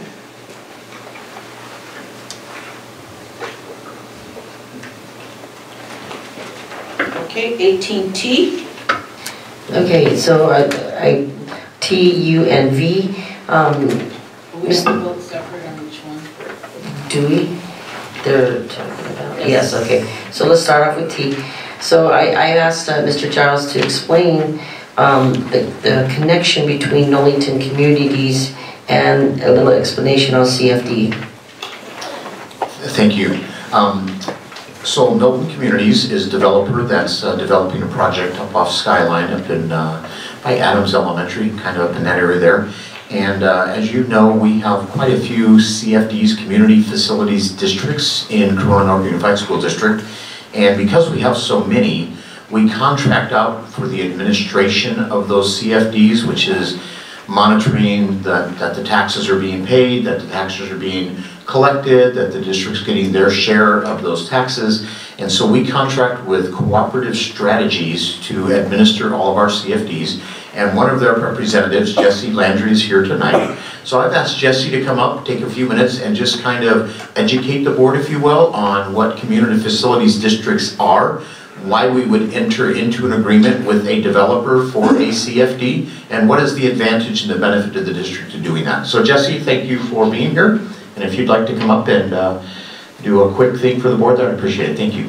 Thank you, Mr. Giles. Good evening, board, members of staff, and members of the public. My name is Jesse Lander. I'm with Cooperative Strategies, and I work with that company that provides the CFD consulting services to the Corona Norfolk Unified School District. So with CFDs, they're an alternative funding source for our school districts in lieu of statutory school fees that we would normally collect. And as Mr. Giles mentioned, CFDs have been an integral part of the overall facilities funding program for Corona Norco. In order to, it changes the scope of the dollars. We're able to use those in a more flexible way, and we're able to achieve greater funding levels than typical statutory school fees. So I'll provide an example.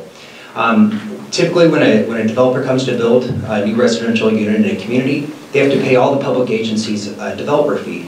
They have to pay the city, the water district, and the park district, and the school district as well. So what's unique about school districts is those other agencies, they can calculate the actual impact of that new unit and say this is going to cost us $10,000 in order to build our water facilities up to be able to accommodate this new unit. School districts don't have that luxury. All those other agencies can calculate the actual cost and charge that cost. School districts have been handed a state mandated calculation back through Senate Bill 50 in 1998. This framework establishes a 50% payment that comes from the developer fee and a 50% payment that comes from state-funded matching funds. The issue is that this was created back in 1998. The cost escalation that's occurred since '98 hasn't accurately tracked those costs. It doesn't account for things, the technology needs that districts have today. It doesn't account for athletic fields. In addition, as you may well know, the state matching program has turned into more of a state reimbursement program, to where districts have to find the money themselves first in order to fund projects, and then wait for potentially a reimbursement whenever the state goes through and issues a bond. This type of framework that's been set up for school districts is what's caused them to seek alternative funding mechanisms. So with the Melrose District or Community Facilities District, we're able to have the property pay something that has a premium on top of these statutory school fees, something that actually comes closer to covering the actual impacts of those new residential developments. So this CFD that we're talking about today for 18-1, that's just what we've done. We've been able to establish and negotiate with the developer, establish a premium amount that's going to be higher. We'll be able to collect more facilities funds that are going to be more flexible dollars for us to use and in greater amount than our statutory school fees we would have otherwise collected. Any questions? Thank you. Any other questions, board? Thank you, Jesse. Need a motion? So I move 18T. Nervous.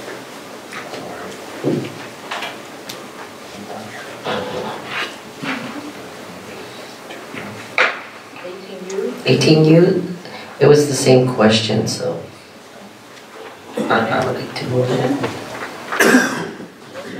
Move it.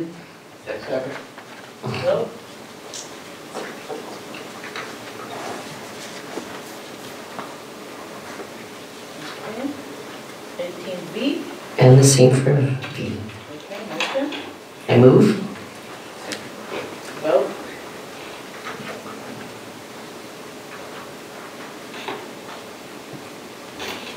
X. Okay, thank you, Madam President. This is regarding X and Y. I know we have to vote separately, but it's more the correction and clarification on DCFD's 19.1.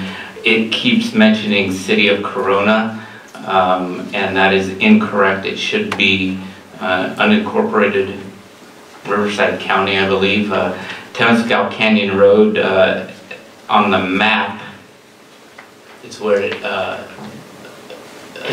adjuncts to Campbell Ranch, and that's Temescal. So we need to make sure that we get this fixed. There's a few things where it says City of Corona, city facilities, so we need to make sure that that gets corrected.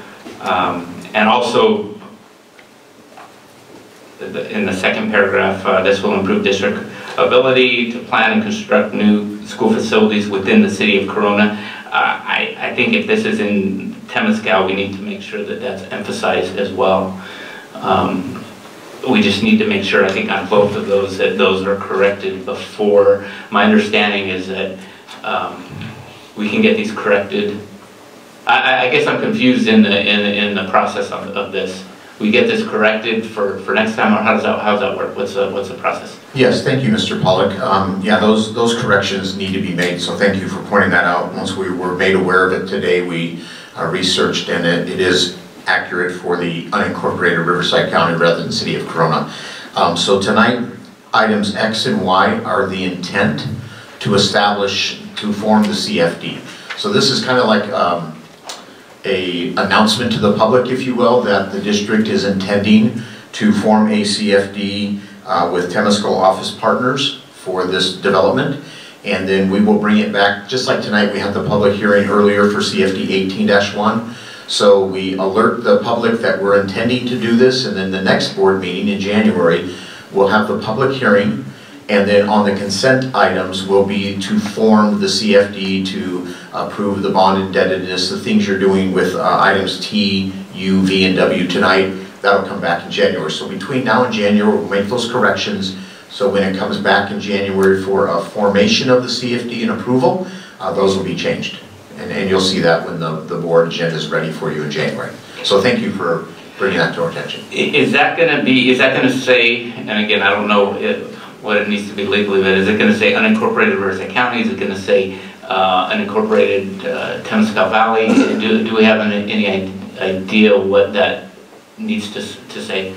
Yes, we do. We went back and looked at some other CFDs in that area, and they're referred to as unincorporated Riverside County. Okay. Is how the wording is. So we use that same language on this when we bring this back, unincorporated Riverside County. Okay. Yes. Alan, if I could follow up on Mr. Pollock's question, is it okay though for us to put in parentheses in addition to clarify that area? I think that's what Mr. Pollock is going. Temescal Valley. So that we can add Temescal Valley to that, whatever the official city or unincorporated area in this case actually is registered in the records office. Yes, and absolutely. The document that I have that I'll be putting for the board to sign today is a boundary map, and it shows where the property is located at. Really, I apologize for this error that showed up here on the agenda description today, but please note that as Mr. Giles mentioned, this is an error just within the agenda description, so the documentation behind those has legal descriptions of the property that show exactly where it's at and which jurisdiction it's in. So again, apologize for that error, and then as we bring the items forward later on, we'll make sure to correct that within the agenda item descriptions and make sure it's represented accurately. So Jesse, I think the request is that we identify it as unincorporated Riverside County, parentheses, Temescal Valley. Yes, that is fine. And what I would mention is within these agenda item descriptions will not have any effect on the legal proceedings that are going to be taking place either today or at the next board meeting, but absolutely we can make that modification today. So on any of those items that we bring back next time, we'll take out anywhere where it says City of Corona, we'll replace with unincorporated Riverside County, parentheses, Temescal Valley. And I would extend to say that with your legal interpretation, if that's okay to do, we will make that correction now and for the foreseeable future. Any unincorporated areas that falls on Temescal Valley, we should identify that for consistency purposes. Thank you. Yeah, I appreciate that. That's important. You know, the identity aspect is very, very important to the residents of Temescal Valley. So I appreciate that and appreciate the correction. I personally would like to see, and I don't know how to do this, but you know, for a future meeting as a agenda item or a discussion, talking about that, the emphasis on identity. I try when I'm up here to try and to say, you know, Corona, Norco, Eastville, and Temescal Valley, and I would like to be able to maybe at a future meeting have that discussion to see if, you know, on our letterhead or whatever, when we discuss our community, that we put that in there. Corona, Norco, Temescal, and Corona, Norco, Eastville, and Temescal Valley. So I don't know if that's something that we can do at a meeting. I feel strongly about that.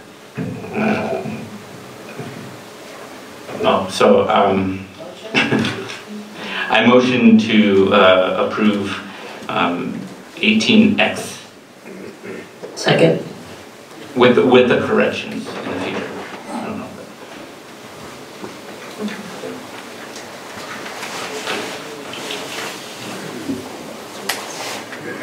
And then the same thing, I move that we accept 18Y with the addendums that are going to be made. Second.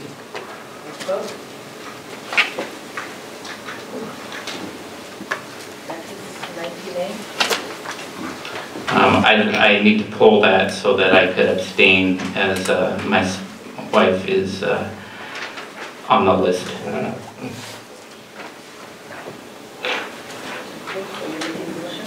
I move that we accept 19A.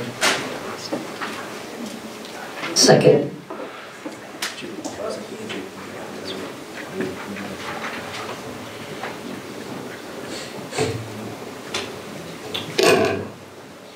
Alrighty, just one more item, and that is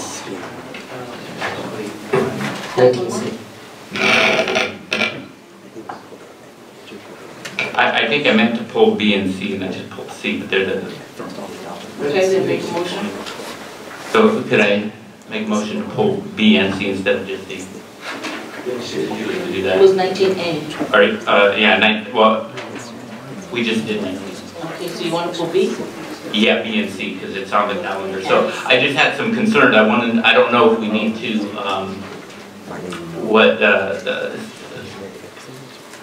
CNTA mentioned about Orange Grove. I don't know, do we need to accept this tonight? Is this agenda item, do they need to be accepted tonight, or can we table them and make the changes that were recommended?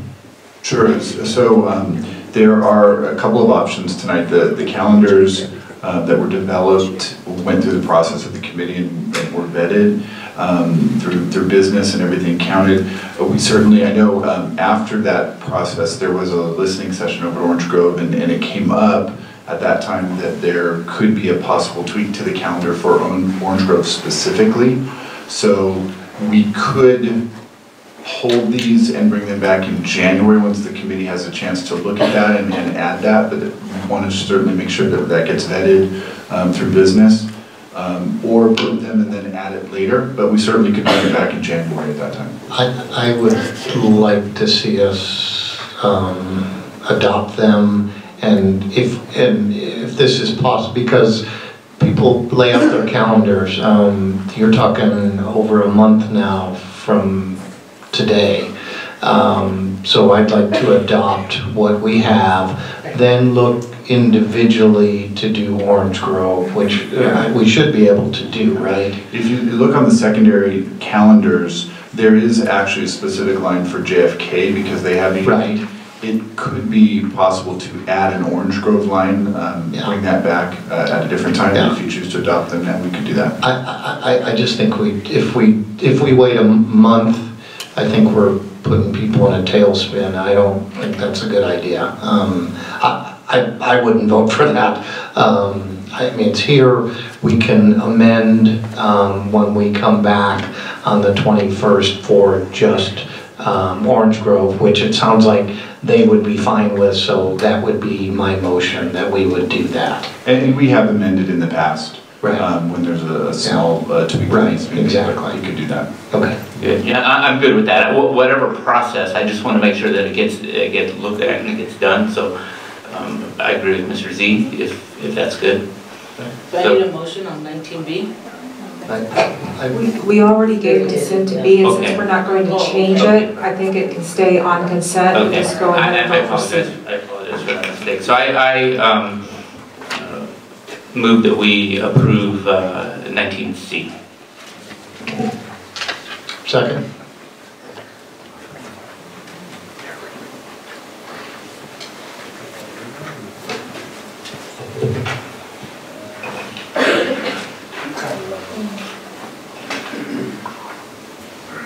So prior to adjourning the meeting, we are going to,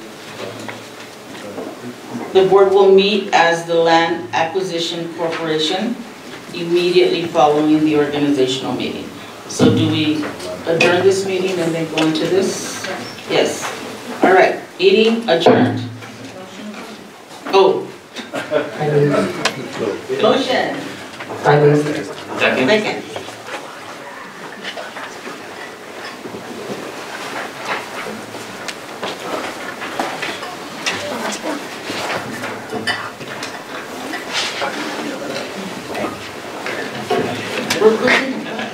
I think we need a new system.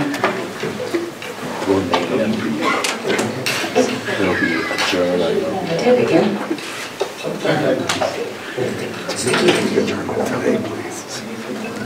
Okay, don't leave, we're not done. All right, so open the session again. The Board of Education will meet as the Land Acquisition Corporation at the conclusion of the board meeting, and we need a motion and a second to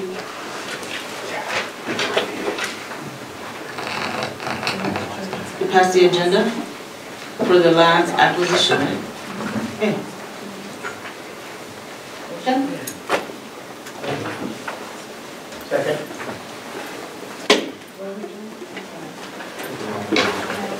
The land acquisition, to accept the agenda of the... I think you just need to nominate and elect somebody to serve as treasurer for a term of 3 years, and then approve the minutes from the May 21st, 2019 meeting. I think those are only two actions you need to take tonight. Okay. So currently serving as treasurer is Dr. The board now needs to review.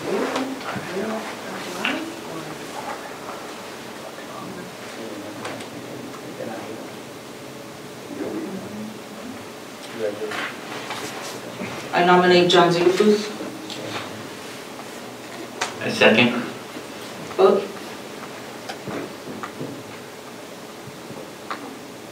Well, we don't need to vote no more on this. Right? It's not going. So you can. We're all pushing the buttons. And we need to approve the minutes. Can I have a motion to approve the minutes? So moved. And vote. Okay, thank you. Now meeting adjourned? Meeting adjourned.